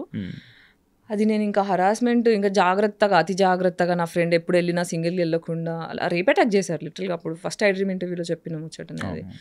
సో ప్రొడ్యూసర్ డైరెక్టర్ వాళ్ళు ఇప్పుడు చాలా ఫేమస్, వాళ్ళు ఇద్దరు కలిసి నా మీద చాలా ట్రై చేసి నన్ను ట్రామటైజ్ అయిపోయినా నేను. అది అంటే ట్రైలర్ ఫుల్ హిట్ అయిపోయిందని చెప్పి ఆఫ్టర్ పార్టీ అరేంజ్ చేశారు. ఆఫ్టర్ పార్టీలో నాకేమో మొహమాటం, ఇప్పుడు నాకు ప్రేమ లేక పెరిగిన అమ్మాయిని కదా, సో నేను నలుగురిలో బిలాంగ్ అవ్వాలి అనే కొద్దీ పీపుల్ ప్లీజర్ అంటారు దీని ఇంగ్లీష్లో.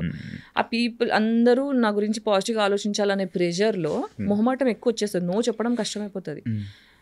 ఒక అంటారు చూడండి, మొహమాటానికి వెళ్తే కడుపు వచ్చిందని, అలా నో చెప్పడం రాక ఫోర్స్ఫుల్గా మందు తాగేసా. నాకు మందు పడదు. ఫస్ట్ ఆఫ్ ఆల్ నాకు హెల్త్ ఇష్యూ ఉండడం వల్ల ఏంటంటే మందు తాగితే ఫుల్ బ్యాక్ పెయిన్ వచ్చేస్తుంది. సో నాకు ఇష్టం ఉండదు మందు తాగడం అనేది, నాకు ఇష్టం ఉండదు. బట్ మొహమాటం కొద్దీ తాగు అనేసరికి తాగుతున్నా తాగని ఇట్లా పెట్టి తోసేస్తారు, ఇలా పెట్టి పోసేస్తారు. అలా చేసేసరికి అవుట్ అయిపోయిన తర్వాత నా బాయ్ ఫ్రెండ్ తీసుకొని వెళ్ళా, ఎందుకైనా మంచిది సేఫ్ సైడ్ అని.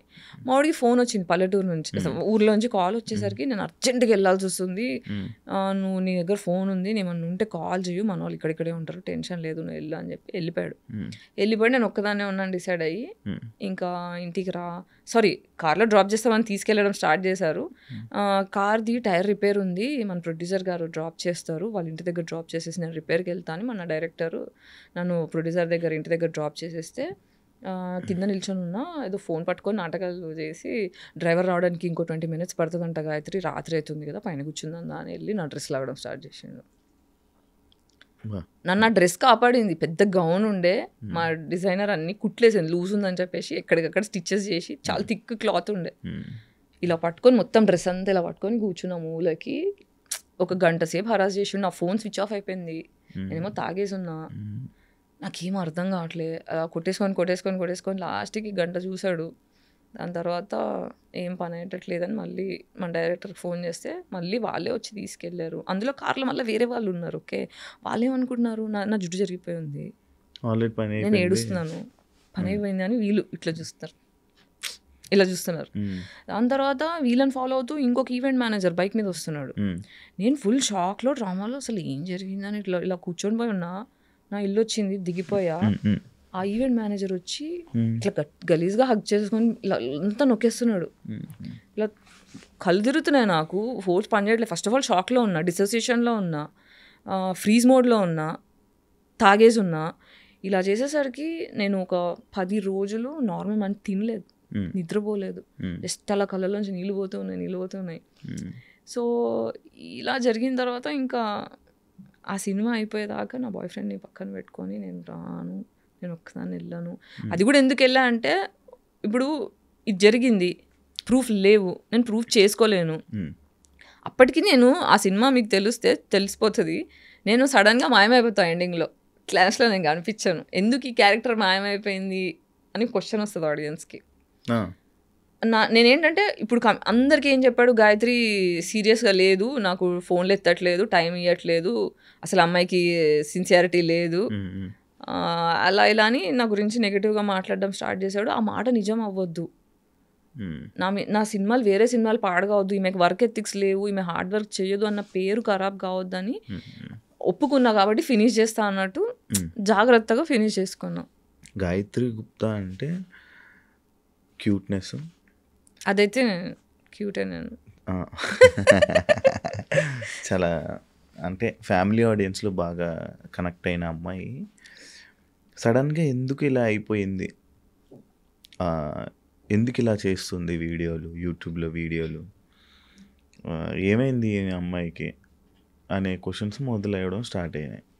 అంటే తన లైఫ్ని తనే ఖరాబ్ చేసుకుంది అని అనే వాళ్ళకి ఎవరికి లైఫ్ ఖరాబ్ చేసుకోవాలని ఉండదు. చిన్నప్పటి నుంచి ఏంటంటే ఇంట్లో ట్రామా రావడం వల్ల బేసిక్గా డార్క్ కామెడీ అనేది ట్రామా రెస్పాన్స్. మీరు ఎవరైనా చూడండి, ఎక్కువ నవ్వుతున్నారు, ఎక్కువ నవ్వుపిచ్చే వాళ్ళు ఉంటారు, ఎక్కువ జోకులు చెప్పే వాళ్ళు ఉంటారు, వాళ్ళ లోపల చాలా డిప్రెషన్ ఉంటుంది. అది దాచిపెట్టుకోవడానికి కామెడీ అనేది డిఫెన్స్ మెకానిజం అనమాట. సో ఎవరైతే ఎక్కువ నవ్విస్తుంటారో అందరినీ సంతోషం పెట్టడానికి ఎవరైతే ప్రయత్నిస్తుంటారో వాళ్ళు జీవితంలో సీక్రెట్గా డిప్రెషన్లో ఉన్నారు. ఓకే, సో నేనేంటంటే చలో ఇంట్లోంచి అయితే వచ్చేసిన 25 తర్వాత వెళ్ళగొట్టారు, ఇంట్లోంచి పంపించేశారు, బయటికి వచ్చిన తర్వాత చలో నా లైఫ్ నా కంట్రోల్లోకి వస్తుంది కదా, అమ్మాయ హ్యాపీగా ఉన్నా అనుకున్నా. కానీ సోషల్ ట్రామా గురించి నాకు తెలియదుగా. ఓన్లీ ఇంట్లో వాళ్ళే అబ్యూస్ చేస్తారని తెలుసు, కానీ బయట వాళ్ళు అబ్యూస్ చేస్తారని తెలియదు. ఇది ఒక షాక్. కానీ ఇది ఎవరికి చెప్పుకోవాలి, నేను జస్టిస్ ఎక్కడ తెచ్చుకోవాలి, నన్ను ఎవరు సపోర్ట్ చేస్తాడు, నా డివోర్స్ తెచ్చుకోవడానికే తల కింద నేలకు రాయాల్సి వచ్చింది. లాయర్స్ అబ్యూస్ చేశారు, పోలీస్ స్టేషన్లో ఎవరు దేకరు. సో అసలు ఒక అమ్మాయి సింగిల్గా ఉంటే ఎవ్వరు దేకరు. వీళ్ళైతే గెలుకుదామని చూస్తారు, ఎందుకంటే ఎవడు అడిగేటోళ్ళు లేడు. సో ఇవన్నీ చూసిన తర్వాత జస్టిస్ అనేది జోక్, జస్టిస్ అనేది డబ్బులు లేకపోతే, మొగోడు సపోర్ట్ సిస్టమ్ లేకపోతే justice is a joke for a women. అందుకే ఫెమినిస్ట్ అయినా నేను, ఉత్తగానే కాలే. సో నేను ఎప్పుడు నవ్వుకుంటూ బయటికి కనిపించాను, ఎందుకంటే నువ్వు హెల్దీగా ఉంటే, నవ్వుకుంటూ ఉంటే, క్యూట్గా ఉంటేనే ఇండస్ట్రీ పట్టించుకుంటుంది. నీ ప్రాబ్లమ్స్ ఎవరికి కావాలి, నీ ఆరోగ్యం బాగాలేకపోతే ఎవరికి కావాలి, నువ్వు బాధలో ఉంటే ఎవరికి కావాలి. అదే కదా సొసైటీ. డబ్బులు సంపాదిస్తున్నావా, క్యూట్గా ఉన్నావా, ఆ సినిమాకి పనికి వస్తావా, అంతకన్నా ఎవరికి అవసరం లేదు. కాబట్టి నా బాధను ఎప్పుడు దాచుకొని ఉంచా. అది ఎంత దాచుకున్నా అంటే స్పైన్ వంకరయ్యి అతుక్కునేదాకా ఎఫెక్ట్ అయింది. అంటే నాకు 2 years బ్యాక్ తెలిసింది. అంటే ఓన్లీ పెయిన్ కిల్లర్స్ ఇస్తున్నారు డాక్టర్స్, మొత్తం ఎప్పుడు 15 ఏళ్ళ నుంచి పెయిన్ కిల్లర్స్, ఫిజియోథెరపీ ఇవే నడుస్తుంది. కానీ యాక్చువల్ రీజన్, రూట్ కాజ్ ఏంటి, అసలు ఎందుకు వస్తుంది నాకు. నేను ఆయుర్వేదిక్ లైఫ్, ఇప్పుడు మా పేరెంట్స్ ఎంత ట్రామా చేసినా ఆయుర్వేదిక్ లైఫ్ స్టైల్ నాది. శిబిరాల్లో పెరిగా, వేదాలు నేర్చుకున్నా. ఎవ్రీ సమ్మర్ హాలిడేస్ మమ్మల్ని శిబిరంలో 1 month వేసేవాళ్ళు. వేదాలు నేర్చుకోవడం, హోమం చేయడం. ఇంట్లో మేము 5 కూర్చొని మొత్తం హోమం చేస్తాం. మీకు అవునా? అవి కూడా వీడియోస్ చేయబోతున్నాం మెల్లిగా. అవునా? సో అట్లా స్పిరిచువల్ ఫ్యామిలీలో పెరిగాను, కానీ ప్రేమ దొరకలేదు కదా. సో ప్రేమ దొరకకపోవడం వల్ల ఏమవుతుందంటే అది లోపల కూర్చుండిపోయింది, పెయిన్ అంతా కూర్చుండిపోయింది. ఆ కూర్చొని స్పైన్ ఇట్లా వంకరైపోయింది. మెడిసిన్స్ దొరకట్లేదు, ఇంత హెల్దీ లైఫ్, నేను జంక్ ఫుడ్ తినను, నాకు బ్యాడ్ హ్యాబిట్స్ లేవు, మసాలాలు తినను, బిర్యానీలు తినను, అడ్డమైన నూనె తినను, చాలా ఆర్గానిక్గా డీటాక్స్, చిన్నప్పటి నుంచే మా ఇంట్లో డీటాక్స్ అలవాటు, యోగా అలవాటు. నేను యోగా ఛాంపియన్, నేషనల్ ఛాంపియన్, నేను కరాటే వచ్చేసాను చిన్నప్పుడు, గ్రీన్ బెల్ట్ దాకా ఉంది. సో ఇంత హెల్దీ లైఫ్ స్టైల్ పెట్టుకొని ఇంత చేసి నా ఆరోగ్యం ఎందుకు పాడైంది అనే ఒక క్వశ్చన్ నన్ను ఎప్పుడు హాంట్ చేసేది. దీని రూట్ కాజ్ ఏంటి, అసలు ఎందుకు వచ్చింది నాకు ఇది అని ఎప్పుడు కొట్టుకునేదాన్ని. డాక్టర్ దగ్గర వెళ్ళిన ప్రతిసారి ఎంఆర్ఐ స్కాన్లు, ఆ స్కాన్లు, ఈ స్కాన్లు అన్నీ తీస్తారు, కానీ నార్మల్ ఏం లేదు, నువ్వు జస్ట్ ఎక్కువ ఆలోచిస్తున్నావు, వెళ్ళిపో. దీన్ని మెడికల్ అబ్యూస్ అంటారు. అంటే నీ బాధని కరెక్ట్గా డయాగ్నోస్ చేయకుండా వచ్చిన పేషెంట్ని దులిపేసుకున్నామా, నాకు 4 డబ్బులు వచ్చాయని ఆలోచించే డాక్టర్లు ఉండడం వల్ల చాలామంది అమ్మాయిలు ఆటోఇమ్యూన్కి బలి అయ్యారు. ఇప్పుడు సెన్సెస్లో తెలుస్తుంది ఏంటంటే 80% of women have autoimmune condition all over the planet. That is because of depression given by patriarchy. అందుకే పెళ్ళిలో అవ్వట్లే, ఆడవాళ్ళు క్రిమినల్స్ తయారవుతున్నారు. నేను యాక్చువల్గా ఇందాక మీరు ఒక పాయింట్ని నేను మిస్ అయిపోయి మళ్ళీ వేరే క్వశ్చన్లోకి వెళ్ళిపోయాను.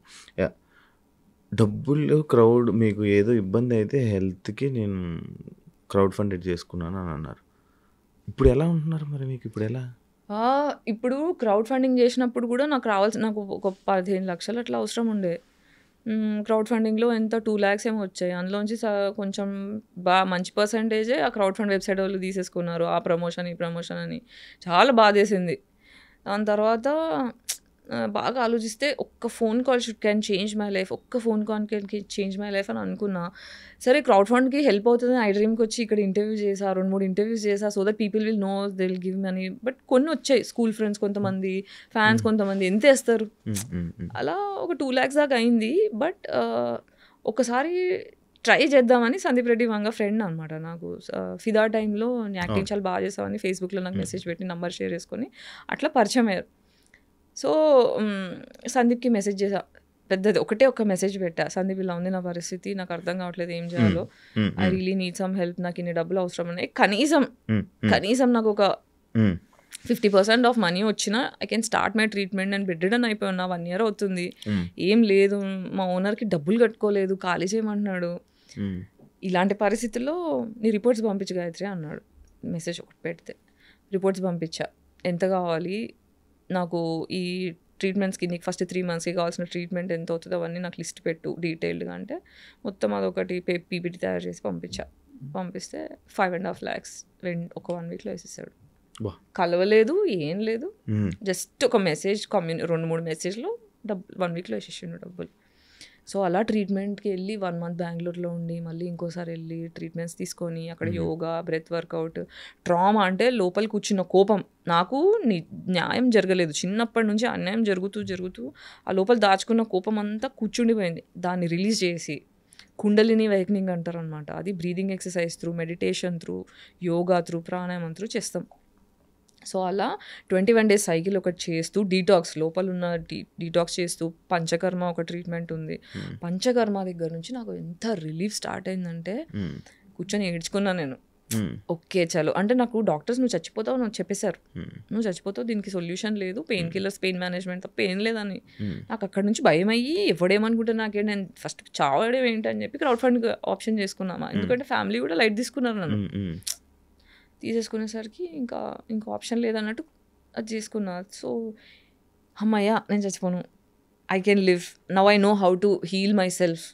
నా హీలింగ్ నేను అర్థం చేసుకున్నా. ఫస్ట్ ఇది ట్రామా వల్ల వచ్చింది, ఆ ట్రామా రిలీజ్ చేసుకొని ఫర్దర్గా ట్రామా ఇయ్యని మనుషులతో మాత్రమే స్నేహం చేయాలి, ట్రామా ఇచ్చేవాళ్ళు వద్దు అని డిసైడ్ అయితే 90% నా సర్కిల్ మొత్తం కట్ అయిపోయింది. ఇప్పుడు నా జీవితంలో 4 మిగిలారు. అంటే నాకు అర్థమైంది ఏంటంటే ఒక మనిషి అవసరం కొద్దీ నేనున్నాను కానీ నా అవసరం కొద్దీ ఎవరు లేరు నా జీవితంలో. అందరికీ నేను అమ్మనైపోయా ఎమోషనల్లీ, అందరికీ ఇస్తున్నా మే గివర్. ఎందుకంటే ఇంట్లో నాకు ఇవ్వడం జరగలేదు. సో ఇవ్వకపోతే ఒక చైల్డ్ ఎంత సఫర్ అవుతుంది, ఇలా ఎవ్వరు సఫర్ అవ్వకూడదనే ఒక కసి కొద్దీ నాకు జరిగింది ఇంకెవరికి జరగకూడదని, ఎవరైనా బాధలో ఉంటే వాళ్ళని తీసుకొచ్చి ఇంట్లో పెట్టుకొని వాళ్ళకి హెల్ప్ చేసి అందరినీ ప్రేమ చేసి అందరిని చూసుకొని అలసిపోయా. ఇప్పుడు ఈ లాస్ట్ కుండలిని అవేకనింగ్ అయిన తర్వాత, ట్రీట్మెంట్స్ అయిన తర్వాత కొంచెం స్పిరిచువల్ జర్నీ స్టార్ట్ అయింది. నాకు దేవుడు పరిచయం అయ్యాడు. 10 ఏళ్ళుగా గట్టిగా ఏథిజం అని మాట్లాడా. నాకు I got introduce to God, I found God. So అట్లా ఐ స్టార్టెడ్ హీలింగ్. అంటే దేవుడు పరిచయం అవడం అంటే మనకి బేసిక్గా ఏమవుతుందంటే ఇక్కడ పీనల్ గ్లాండ్ అని ఒక గ్లాండ్ ఉంటుంది తల్లో. ఆ పీనల్ గ్లాండ్ ఎప్పుడు మనం తినే ఆర్టిఫిషియల్ ఫుడ్ వల్ల ఫ్లోరిన్ వాటర్, ఫ్లోరిన్ పేస్ట్లు, క్లోరిన్ వాటర్, స్విమ్మింగ్ పూల్లో ఉండేవి, స్నానం చేసే నీళ్లు, ఇలా రకరకాల విధాలుగా పీనల్ గ్లాండ్ మొత్తం క్యాల్సిఫికేషన్ వచ్చేస్తుంది. అంటే మీరు ఇప్పుడు for example water heater rod నీళ్ళలో పెడితే ఇట్లా తెల్ల పొరలా వస్తుంది, అలా మన పీనల్ గ్లాండ్ చుట్టూ క్యాల్సిఫికేషన్ అయిపోతుంది. దానివల్ల మన స్పిరిచువల్ కనెక్షన్ కట్ అయిపోతుంది. అవునా? సో ఈ కుండలిని అవేకనింగ్ లో ఏం చేస్తారంటే పీనల్ గ్లాండ్ ని డీకాల్సిఫై చేస్తారు. అంటే క్యాల్సిఫికేషన్ ని తీసేసే ప్రాసెస్లు ఉంటాయి ఆయుర్వేదాలు. దానివల్ల స్పిరిచువల్ కనెక్షన్ స్టార్ట్ అయ్యి you will start understanding the concept of God, you will understand what is universe, అసలు మనం ఎందుకు పుట్టాము, మన పర్పస్ ఏంటి, యాజ్ అ సోల్ మనం ఏంటి, మన బాధ్యతలు ఏంటి, మనం చేయాల్సినవి ఏంటి, ఇవన్నీ అర్థం అవడం స్టార్ట్ అవుతాయి. సందీప్ రెడ్డి వంగ గారు మీకు అంత క్లోజ్, ఆయన ప్రాజెక్ట్స్లో మీకు ఆఫర్స్ రాకపోవడానికి రీజన్ ఏమైనా ఉందా? అది నాకు తెలీదు. అంతవరకే. అంటే ఎప్పుడో ఒకసారి రిప్లై చేస్తాడు ప్రాజెక్ట్స్కి. ఎప్పుడు మధ్యలో ఒక ప్రాజెక్ట్ వేరే వాళ్ళ ఫ్రెండ్తో ఇప్పించాడు, Gayatri you should do this project అని చెప్పి నన్ను రెఫర్ చేశాడు. కానీ నాకు ఆ డైరెక్టర్ నచ్చలేదు. నచ్చకపోవడం అంటే యాంగర్ ఇష్యూస్ ఉండే ఆ డైరెక్టర్కి.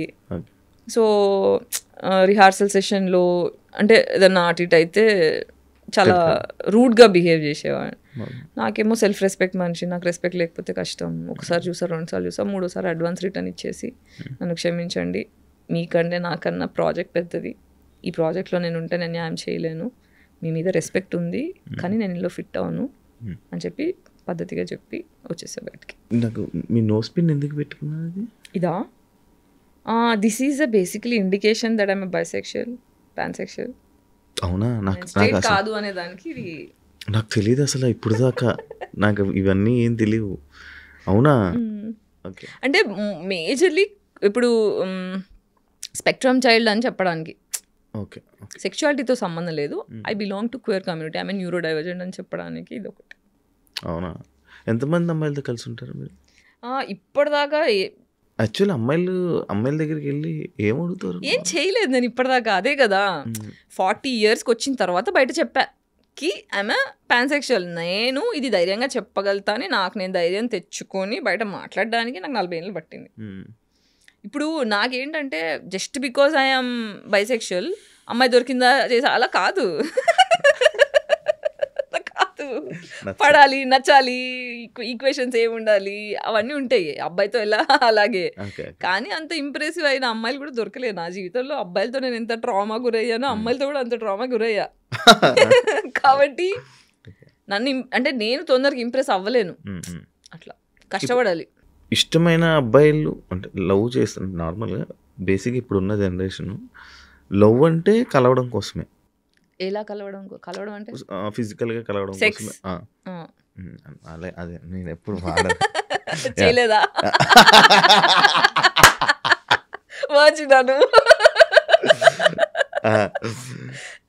అయితే నార్మల్గా లవ్ అని అంటే సెక్స్ కోసం లేకపోతే దాని కలుస్తూ ఉంటారు. ఇప్పుడు సంభోగం. ఇప్పుడు మ్యాక్స్ లవ్ అంతా ఇలాగే ఉండడానికి రీజన్ ఏమైనా ఉందంటున్నా? Trauma response. Hypersexuality is trauma response. చెప్తా దానికి ఎలాగో ఎక్స్ప్లెనేషన్ ఇస్తా. బాడీకి జనరల్గా మనం సేఫ్ అని ఫీల్ అవ్వడానికి డైలీ 8 నుంచి 12 హగ్స్ కావాలి.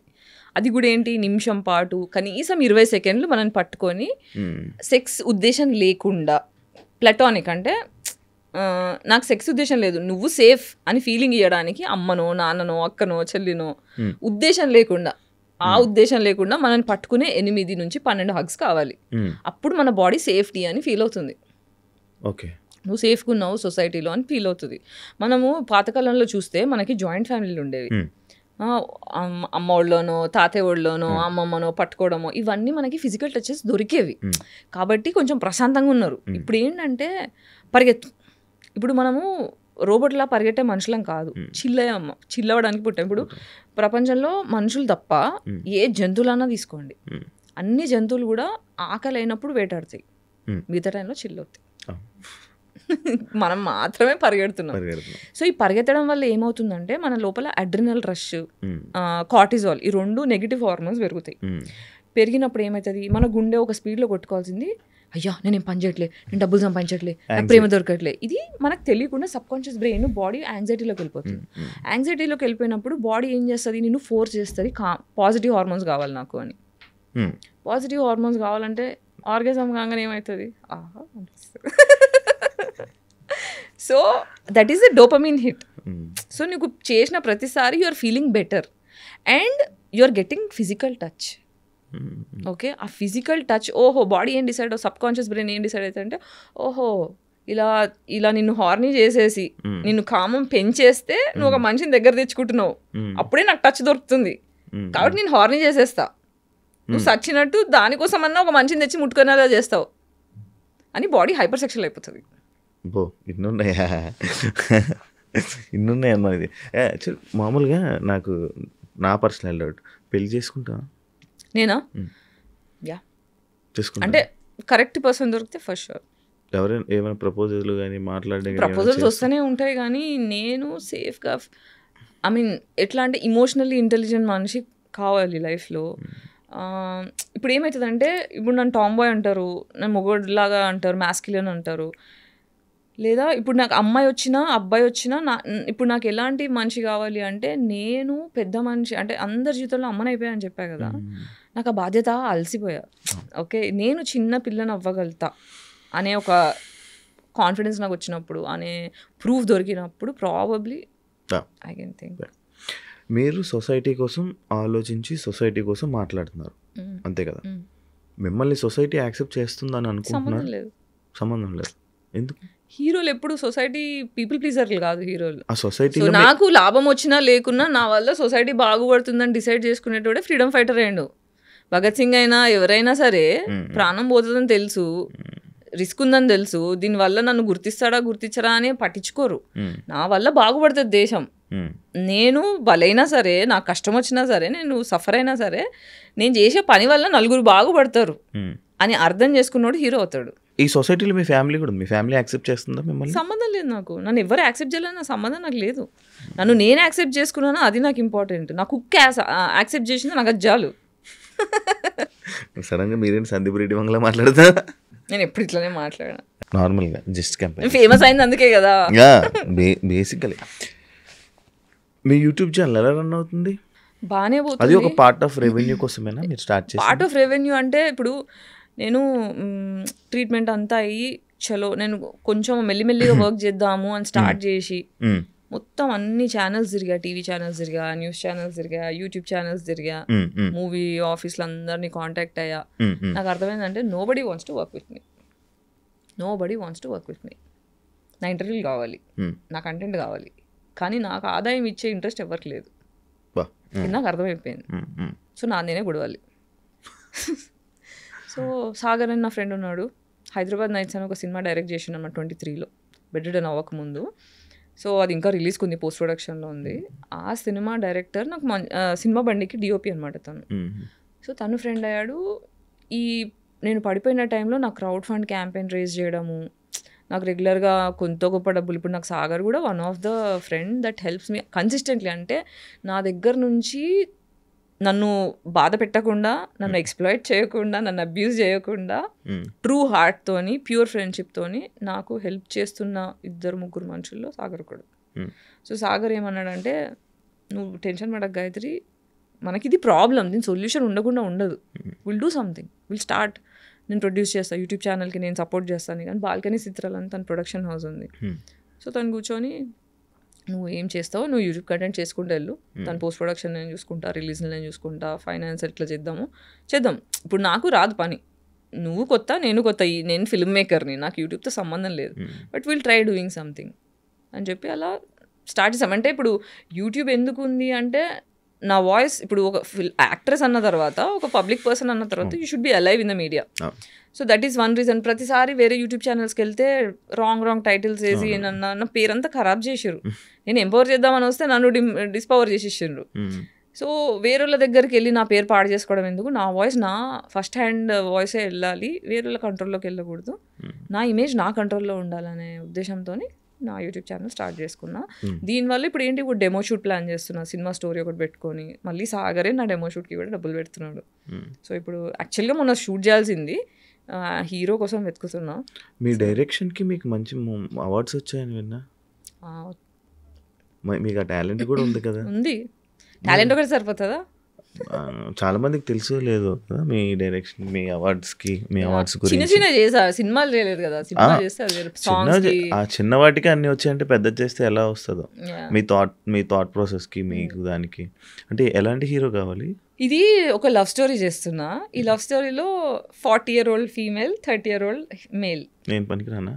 నాకు కరెక్ట్ అదే మాట్లాడదామా అనుకుంటున్నారు లోపల, అంటే ఫస్ట్ టైం కదా మనం కలవడము. కింద రాగానే శివ ఏజ్ ఎంత ఉంటుంది, శివని అడుగుదామా, 29-30 దగ్గరలో ఉన్నా, సరిపోయా శివ కరెక్ట్. సో ఈ సినిమా మొత్తం లవ్ రొమాన్స్. ఓకే, నీకు ఓకేనా? నాకు ఓకే. సరే అయితే అయిపోయినాక మాట్లాడు. రెమ్యునరేషన్ ఇవ్వలేను, పేద డైరెక్టర్, నాకు రెమ్యునరేషన్ తో అవసరం లేదు. కంటెంట్ సరే డెమో వరకు అయితే, డెమో షూట్ వరకు అయితే చూద్దాం. తర్వాత ఎప్పుడు జాబ్ చేయాలని అనిపించలేదా మీకు? అనిపించే అన్ని తిరిగా. నేను ఏం జాబ్ చేయగలుగుతానో దాన్ని బట్టి అన్ని ప్లేసెస్లో తిరిగా. చూడాలి, ఇంకా I'm trying to figure out. ఇప్పటికీ మీకు చెప్తేనా మరి 3 నెలలు అవుతుంది నేను రూమ్ రెంట్ కట్టుకొని. కాకపోతే మా ఓనర్ ఏంటంటే, నేను 10 ఏళ్ళ నుంచి సేమ్ ఓనర్స్ అనమాట. సో వాళ్ళ ఫస్ట్ నేను 2 bedroom 2 BHKలో ఉండేదాన్ని. మళ్ళీ ఇప్పుడు నాకు పెంట్ హౌస్ కావాలి అని మొండికి చేస్తే, మా షిజ్జుగాడు ఉన్నాడు, సన్లైట్ లేదు, నాకు విటమిన్ డి డెఫిషియన్సీ ఉంది, సన్లైట్ కావాలి అని చెప్పి పెంట్ హౌస్ అంటే మా అందే ఉంది ఇంకోటి చూడని, మళ్ళీ అక్కడ 4 years ఉన్నా, మళ్ళీ ఇక్కడ ఆల్మోస్ట్ 11 years నుంచి సేమ్ ఓనర్స్ అనమాట. సో వాళ్ళు ఏంటంటే నా మీద అభిమానం ఏంటంటే, ఒక్కతే కష్టపడుతుంది, ఒక్కతే మళ్ళీ అల్లరి చేయను, మళ్ళీ కాలనీలో ఏమైనా లొల్లులు అయితే నేను వెళ్ళి చూస్తుంటా. సో అట్లా కోవిడ్ టైంలో కూడా చాలామంది సఫర్ అవుతూ కన్స్ట్రక్షన్స్ అవుతుంటే వాళ్ళందరికీ ఒక 300 ఫ్యామిలీస్కి ఫుడ్ సప్లై చేసిన, ఎన్జిఓస్తో టైఅప్ చేసి, టీవీ ఛానల్స్లో లైవ్ ఇచ్చి, నా ఫేస్బుక్లో ఇన్స్టాగ్రామ్లో లైవ్లు ఇచ్చి, అలా అయినా ఎన్జిఓస్తోని వేరే కంట్రీస్ నుంచి డబ్బులు పంపించి అలా చాలామందికి సెట్ చేశాను అనమాట. సో కాలనీలో అందరూ బేసిక్గా నన్ను గుర్తుపట్టి నాకు రెస్పెక్ట్ ఇస్తారు. Not just because I'm an actress, because there is అట్లా. సో అట్లా మంచితనం కొద్దీ సరే వెయిట్ చేస్తాలే గాయత్రి అయినప్పుడు చేద్దు కానీ అలా మా ఓనర్స్ కూడా కొంచెం. నాకు వింటుంటే అదలా ఉంది అంతే. అంటే ఒకప్పుడు బాధపడేదాన్ని, నాకు ఎందుకు ఇలా జరుగుతుంది, ఐ డోంట్ డిజర్వ్ దిస్, నేను మంచి మనసున్న మనిషిని, నాకు ఇలా చేయకూడదు, సొసైటీ మంచోళ్ళతో మంచిగా ఉండాలి అని. కానీ వీఆర్ ఆల్ జస్ట్ ఒక గేమ్ నడుస్తుంది ప్రపంచంలో, అందరు గేమ్లు ఆడుతున్నారు. ఈ గేమ్లో మనం జస్ట్ ఒక పాత్ర, దాన్ని ఎందుకు అంత సీరియస్ తీసుకుంటున్నా అనిపించింది. ఓకే, ఒక ప్రాబ్లం వస్తే సొల్యూషన్ ఉంటుంది, సొల్యూషన్ కోసం ప్రయత్నిద్దాం. ఫస్ట్ నేను బాధపడడం మానేసా, ఇమోషనల్ అవ్వడం మానేసా. ఇమోషనల్ ఎవరికి అవుతా అంటే, నా వాల్యూ తెలిసిన వాళ్ళ కోసం మాత్రమే ఇమోషన్, నా వాల్యూ తెలియని వాళ్ళకి ఇమోషన్ తీసేసి లాజిక్స్ పెట్టడం స్టార్ట్ చేసా. మరి ఆ ఎమోషనల్ పోస్ట్ ఎందుకు పెట్టాను? 3 days బ్యాక్ నా గురించి ఆలోచించుకొని పెట్టాను. నేను చెప్తా వినండి, మధ్యలో ఆ పోస్ట్ మీరు చదివారా కింద? నేను చదివా, మీ బ్రేకప్ గురించి, మీ ఫీలింగ్ గురించి ఎక్స్ప్రెస్ చేసి కరెక్ట్గా అర్థం చేసుకోలేదు. నేను ఏం రాశానంటే, ఇప్పుడు క్యాజువల్ డేటింగ్ అనేది చాలా టాక్సిక్, ఇది చాలా కాంట్రవర్షియల్ అనిపిస్తుంది ఎవరికి, పాతకాలం మనుషులకి, కన్జర్వేటివ్ పీపుల్కి చాలా కాంట్రవర్షియల్ అనిపిస్తుంది. But this is truth. ఇది ఓన్లీ యంగర్ పీపుల్కి, ఎవరైతే ట్రామాలో కొట్టుకుంటున్నారో వాళ్ళకి మాత్రమే జవాబులు ఇచ్చే పోస్ట్ ఇది. అంటే నాకు లాస్ట్ ఇయర్ నుంచి రెవల్యూషన్స్ వస్తున్నాయి అనమాట. రెవల్యూషన్స్ అంటే స్పిరిచువల్ కనెక్షన్ స్టార్ట్ అయిన దగ్గర నుంచి, చిన్నప్పటి నుంచి నాకు జరగని జస్టిస్లకి, క్వశ్చన్స్కి అన్నిటికీ ఒక్కొక్కటి ఆన్సర్స్ దొరుకుతున్నాయి. సో మధ్యలో ఏమైందంటే 2023లో బ్రేకప్ అయిపోయిన తర్వాత ఎక్స్ట్రీమ్ సెక్షువల్ ట్రామా, నాకు ఆ బ్రేకప్లో కూడా నాకు నా పెళ్ళి ఉండే, నాకు ఫోర్స్ఫుల్గా పెళ్ళయింది. ఆ పెళ్ళిలో కూడా నాకు ఎక్స్ట్రీమ్ ట్రామా, లిటరల్ తట్టుకోలేక 5 stitches ఉన్నాయి, సూసైడ్ అటెంప్ట్ చేసుకున్నా. అంటే the kind of things I went through, నేను ఎలా బ్రతుకున్నానో నాకు తెలీదు, నేను హోస్ట్లో ఎలా ఉన్నానో నాకు తెలీదు, నేను సైకో కానీ, పిచ్చిదాన్ని కానీ, చచ్చిపోవడం కానీ, మూడిట్లో ఎందుకు జరగలేదో నాకు తెలియదు. ఫోర్స్ఫుల్ పెళ్ళి ఏంటి అంటే, మా పేరెంట్స్ డివోర్స్ అయిపోయింది, ఇంట్లో నలుగురు ఏమనుకుంటారు అని చెప్పి తొందరగా పెళ్లి చేసేసేయాలని ఫోర్స్ఫుల్గా. మా అమ్మ అయితే పాయిజన్ బాటిల్ పెట్టుకొని, నువ్వు చేసుకోకపోతే నేను చచ్చిపోతాను కూర్చొని. నాకు అప్పటికే అర్థమైపోయింది వీళ్ళు టాక్సిక్ ఉన్నారు, వీళ్ళతో నేను సంతోషంగా ఉండలేను. నేను చెప్పాను, అమ్మ ఇప్పుడు ఈ పెళ్లి చేసుకుంటే నేను సంతోషంగా ఉండలేను, కానీ నేను ఈ మాటకు రెస్పెక్ట్ ఇస్తా, నువ్వు చేసుకోమంటే నేను చేసుకుంటా, కానీ నీకు నా సంతోషం ఇంపార్టెంట్ అయితే ఇది పెళ్ళి వద్దు, క్యాన్సిల్ చేయించేసే, వీళ్ళు మాటలు ఒకటి ఉంది చేష్టలు ఒకటి ఉంది, వీళ్ళు కరెక్ట్ కారు అని చెప్తే బాటిల్ పెట్టుకుంది. అవన్నీ నాకు సంబంధం లేదు, పెళ్ళి చేసుకో అంతే. అంటే లిటరల్గా మండపం వెళ్ళేటప్పుడు కూడా నాకు ఇట్లా పారిపోవాలా అని ఉండే. కానీ పాపం మా అమ్మ ఒక్కతే అయిపోయింది, మా అమ్మకి చెడ్డ పేరు నేను తీసుకురావద్దు అని ఎంత లోపల కుమిలి వెళ్ళి చేసుకున్నా. పెళ్ళి అప్పగింతలు అవుతాయి కదా, అప్పగింతలప్పుడు మా అమ్మ నన్ను హక్ చేసుకొని అమ్మాయిలు మిస్ యూ అని చెప్పి ఇట్లా హక్ చేసుకుంటే మా అమ్మ ఒక డైలాగ్ కొట్టింది, నా మనసు ఇరిగిపోయింది తెలుసా. చూడు ఇట్లా హక్ చేసుకొని చెవులో చెప్తుంది, నేను వదిలించుకోవడానికి పెళ్ళి చేస్తున్నా, మళ్ళీ నా జీవితంలోకి రాకు, just get out of my life అని మళ్ళీ ఇలా లేచి ఇలా సరే బెట్టా బాగా వెళ్ళిపోయింది. నేను ఫ్లిప్ అయిపోయా. ఒక అమ్మ అందరి ముంగలు ఒకలాగా, ఎవరు లేనప్పుడు ఒకలాగా, సీక్రెట్గా ఒకలాగా అలా ఎలా ఉండగలుగుతారు అనే షాక్లో ఉండిపోయినా. నాకు ఇదే మా అమ్మ మెంటాలిటీ ముందు తెలుసుంటే నేను పారిపోయేదాన్ని ఇంట్లోంచి. I don't deserve that. 2 years ఎంత అబ్యూస్ గురయ్యా నేను ఆ పెళ్ళి వల్ల అనేది నేను మాటలో చెప్పలేను. లిటరల్గా పెళ్ళి తర్వాత 6 times అంటే ముహూర్తాలు బాగాలేవని అది ఇది అని చెప్పి 2 months ఫస్ట్ నైట్ పోస్ట్పోన్ చేశారు. ఇంత లోపల మనోడు ఏం చేస్తాడు, ఇంట్లో ఎవరు లేనప్పుడు ఫోర్స్ చేయడం. నాకు ఇష్టం లేదు పద్ధతికి వెళ్దామంటే జుట్టు పట్టి గోడ కొట్టి కళ్ళు తిరిగిన తర్వాత అలా 6 times జరిగింది. I was bleeding every time. మా అమ్మకు ఫోన్ చేస్తే నువ్వు చచ్చిపోయినా నాకు సంబంధం లేదు, నేను వదిలించుకోవడానికి పెళ్లి చేశా, నాకు ఫోన్ చేయకు, ఇదిలా జరిగేది. యాక్చువల్లీ యూఎస్కి వెళ్ళకపోవడం రీజన్ ఇదేమో, ఇది ఎప్పుడు వచ్చింది. సో ఇలా జరిగాయి. సో నాకు అందుకే పెళ్ళి అంటే భయం, పెద్దోళ్ళు అంటే భయం. అంటే అది భయం అంటే భయపడను, కానీ సబ్కాన్షియస్ యాంగ్జైటీ అది.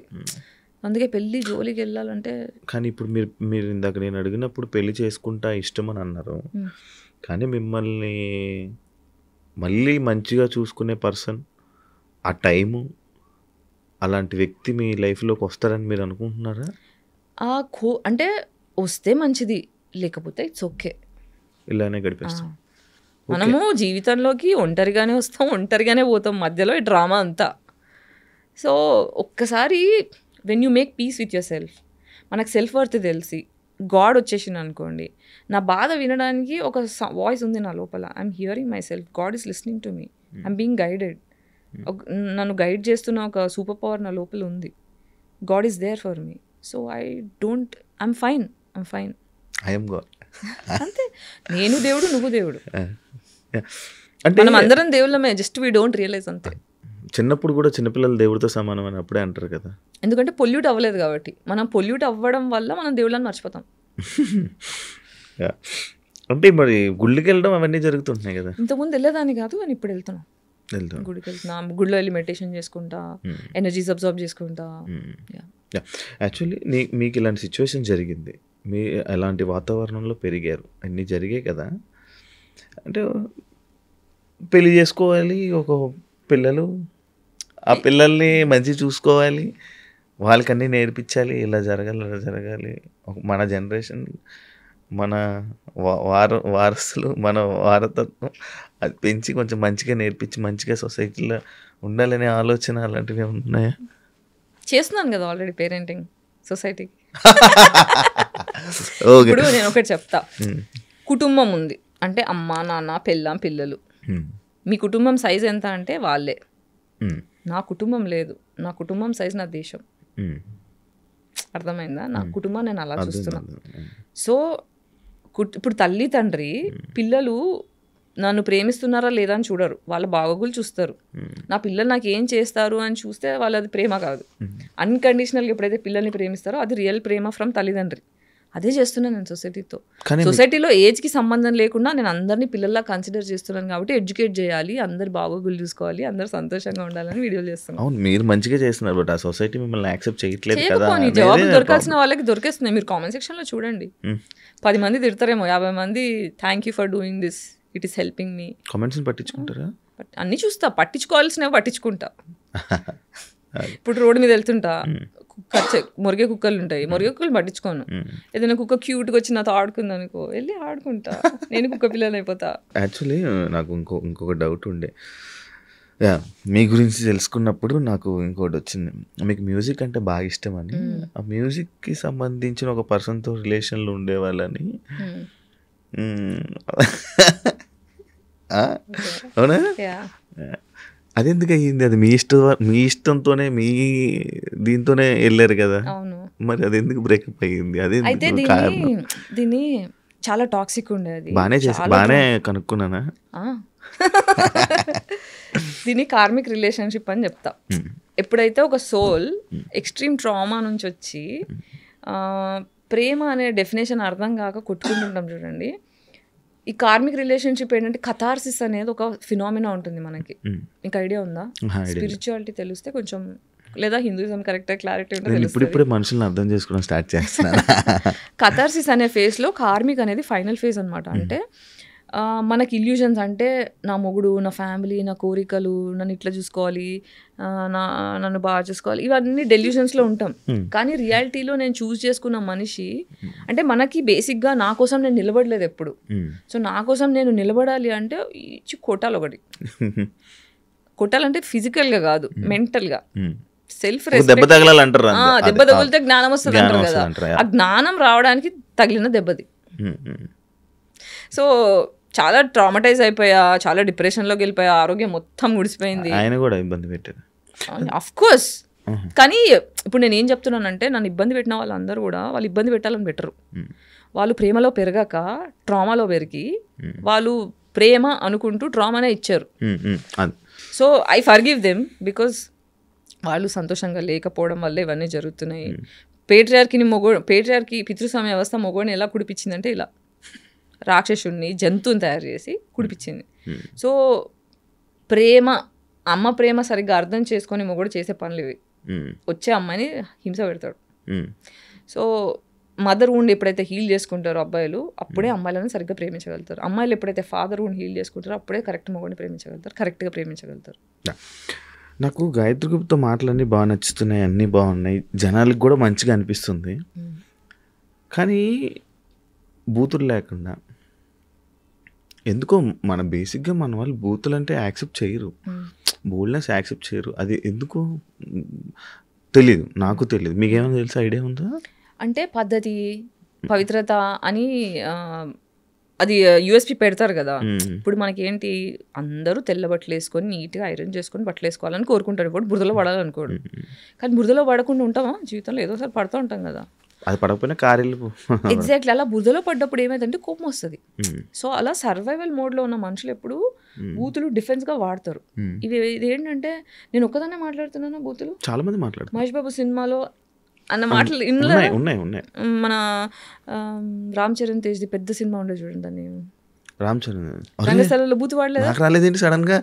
అదే ఇది గుర్తు తెచ్చుకుంటున్నాను. ఆయన కొంచెం వినపడదు కదా, అది గుర్తు తెచ్చుకుంటున్నాను. అట్లే అందులో బూతులు మాట్లాడారు. బూతులు అనేది అందరూ మాట్లాడతారు. ఇక్కడ ఏంటంటే ఆడపిల్లని కాబట్టి నన్ను సపోర్ట్ చేసేవాళ్ళు లేరు కాబట్టి, దెప్పడం ఈజీ కాబట్టి, తొక్కాలి కాబట్టి, నా వాయిస్ లేవకూడదు కాబట్టి అంటే బేసిక్ అబ్బాయిలను కూడా తిడతారు. అసలు బూతులు అనేది డిఫెన్స్ అండి. బేసిక్ దాని మీద కూడా ఒక యూట్యూబ్ వీడియో చేశాను. అదే అది లేకుండా ఇంకొకటి సైకలాజికల్గా ఈ మధ్యనే అంటే రీసెర్చ్లో కనుక్కున్నది ఏంటంటే, బూతులు మాట్లాడిన ప్రతిసారి డోపమిన్ రిలీజ్. నేను విన్నా, అది రీసెంట్గా విన్నాను. అది కూడా ఆయన చెప్పాడు. ఇప్పుడు ఏంటంటే నిన్ను గట్టి గిల్లేస్తా. ఇది ఏంటి, సీక్రెట్గా గిల్లుతా, ఇది ఎవరికి కనిపించదు. నువ్వు అప్పుడు బూతు మాట్లాడతావు. బూతు మాట్లాడితే అది రికార్డ్ చేస్తావు. ఈ గిల్లదు ఎవరికి కనిపించట్లా, బూతు మాట్లాడిందే కనిపిస్తుంది. మనుషులు బూతు మాట్లాడదంటే గిల్లద్దు, సొసైటీ గిల్లుతుంది, హరాస్ చేస్తుంది. అంటే మెటఫార్గా చెప్తున్నా, సొసైటీ ఈజ్ నాట్ లెట్టింగ్ మీ. అమ్మాయిలని అబ్బాయిలని ఎవరైతే బూతులు మాట్లాడుతున్నారో వాళ్ళు జీవితంలో సంతోషంగా లేరు, వాళ్ళకి రెస్పెక్ట్ దొరకట్లేదు. సో అది డిఫెన్స్లో వచ్చే మాటలు. వాళ్ళని తప్పు అని చెప్పే కంటే వాళ్ళు ఎందుకు అలా చేస్తున్నారో మనం ఇప్పుడు ఒక చెట్టు సరిగ్గా పెరగట్లేదు అనుకో గార్డెన్లో, మనం సాయిల్ని కరెక్ట్ చేస్తాం కానీ చెట్టు ఎందుకు పెరగట్లేదు అనం కదా. సొసైటీ బాగుపడాలి ఫస్ట్. ఫైనల్గా ఏం కోరుకుంటున్నారు జనాల నుంచి? సంతోషంగా ఉండాలి అందరూ, ఎవరిని హర్ట్ చేసుకోవద్దు, సెల్ఫ్ వర్త్ తెలుసుకోవాలి అందరూ. ఫస్ట్ నాకు నేను ఇంపార్టెంట్, నా సెల్ఫ్ వర్త్, నేను వాల్యుబుల్ అని అర్థమైతే అంత సొసైటీ సెట్ అయిపోతుంది. దానికోసం నా వంతు ఏమంటారు ఉడత సహాయం నా యూట్యూబ్ వీడియోల ద్వారా చేస్తున్నా. ఓకే, నాకు డౌట్, ఇప్పుడు మీకు ఫైనాన్షియల్ సపోర్ట్ కావాలంటే మీరు ఏం చేస్తారు? ఏమో నాకు అర్థం కావట్లేదు. సినిమా చేస్తాను, ఇప్పుడు క్రౌడ్ ఫండింగ్ చేస్తాను. సినిమా డెమో షూట్ చేసిన తర్వాత ఫిలిం బజార్ అని ఒక ప్లేస్ ఉంది గోవాలో. అక్కడ మొత్తం డిఫరెంట్ ప్రొడక్షన్ హౌసెస్ వస్తాయి, వేరే కంట్రీస్ నుంచి ప్రొడ్యూసర్స్ వస్తారు. అక్కడ వాళ్ళకి నచ్చితే ఇక్కడ ఇంత కష్టపడాల్సిన అవసరం లేదు. అక్కడ పెద్ద డోర్ ఓపెన్ అయింది నాకు. అది కూడా సాగరే తీసుకెళ్ళాడు 2 years బ్యాక్. అక్కడ ఏంటంటే మన స్టోరీ డెమో ప్రజెంట్ చేసుకోవచ్చు. మన స్టోరీ నచ్చింది అనుకోండి, అక్కడిదక్కడ ప్రొడ్యూసర్ డబ్బులు పెట్టేస్తారు. అదొక ఆప్షన్ ఉంది. ఇంకా మా చిన్న చెల్లి అక్టోబర్లో కొన్ని డబ్బులు సేవ్ చేస్తుంది నా కోసం. సో కొంచెం బిజినెస్ స్టార్ట్ చేయడానికి చిన్నపాటి ఇన్కమ్ సోర్స్ బిజినెస్ స్టార్ట్ చేయడం కోసం ఐడియాస్ అన్ని క్యూరేట్ చేస్తున్నా. ఫుడ్ బిజినెస్ స్టార్ట్ చేద్దామని. అది ఇన్ని ఉన్నాయి, మీ పాత యాంకర్ జాబ్ ఎందుకు రావాలనుకోలే? యాంకర్ జాబ్ కోసం నా కొంచెం హెల్త్ బాగా YouTube channels, TV channels, news channels, YouTube channel అన్నీ తిరిగా. చెప్పా కదా, nobody wants to work with me. తిరిగా. అందుకే ఇప్పుడు యూట్యూబ్లో నేను ఏం చేస్తున్నా, యాంకరింగే చేసుకుంటున్నా సొంతగా, ఏమి యాక్సెప్ట్ చేయలేదని చెప్పి. Then thank you so much.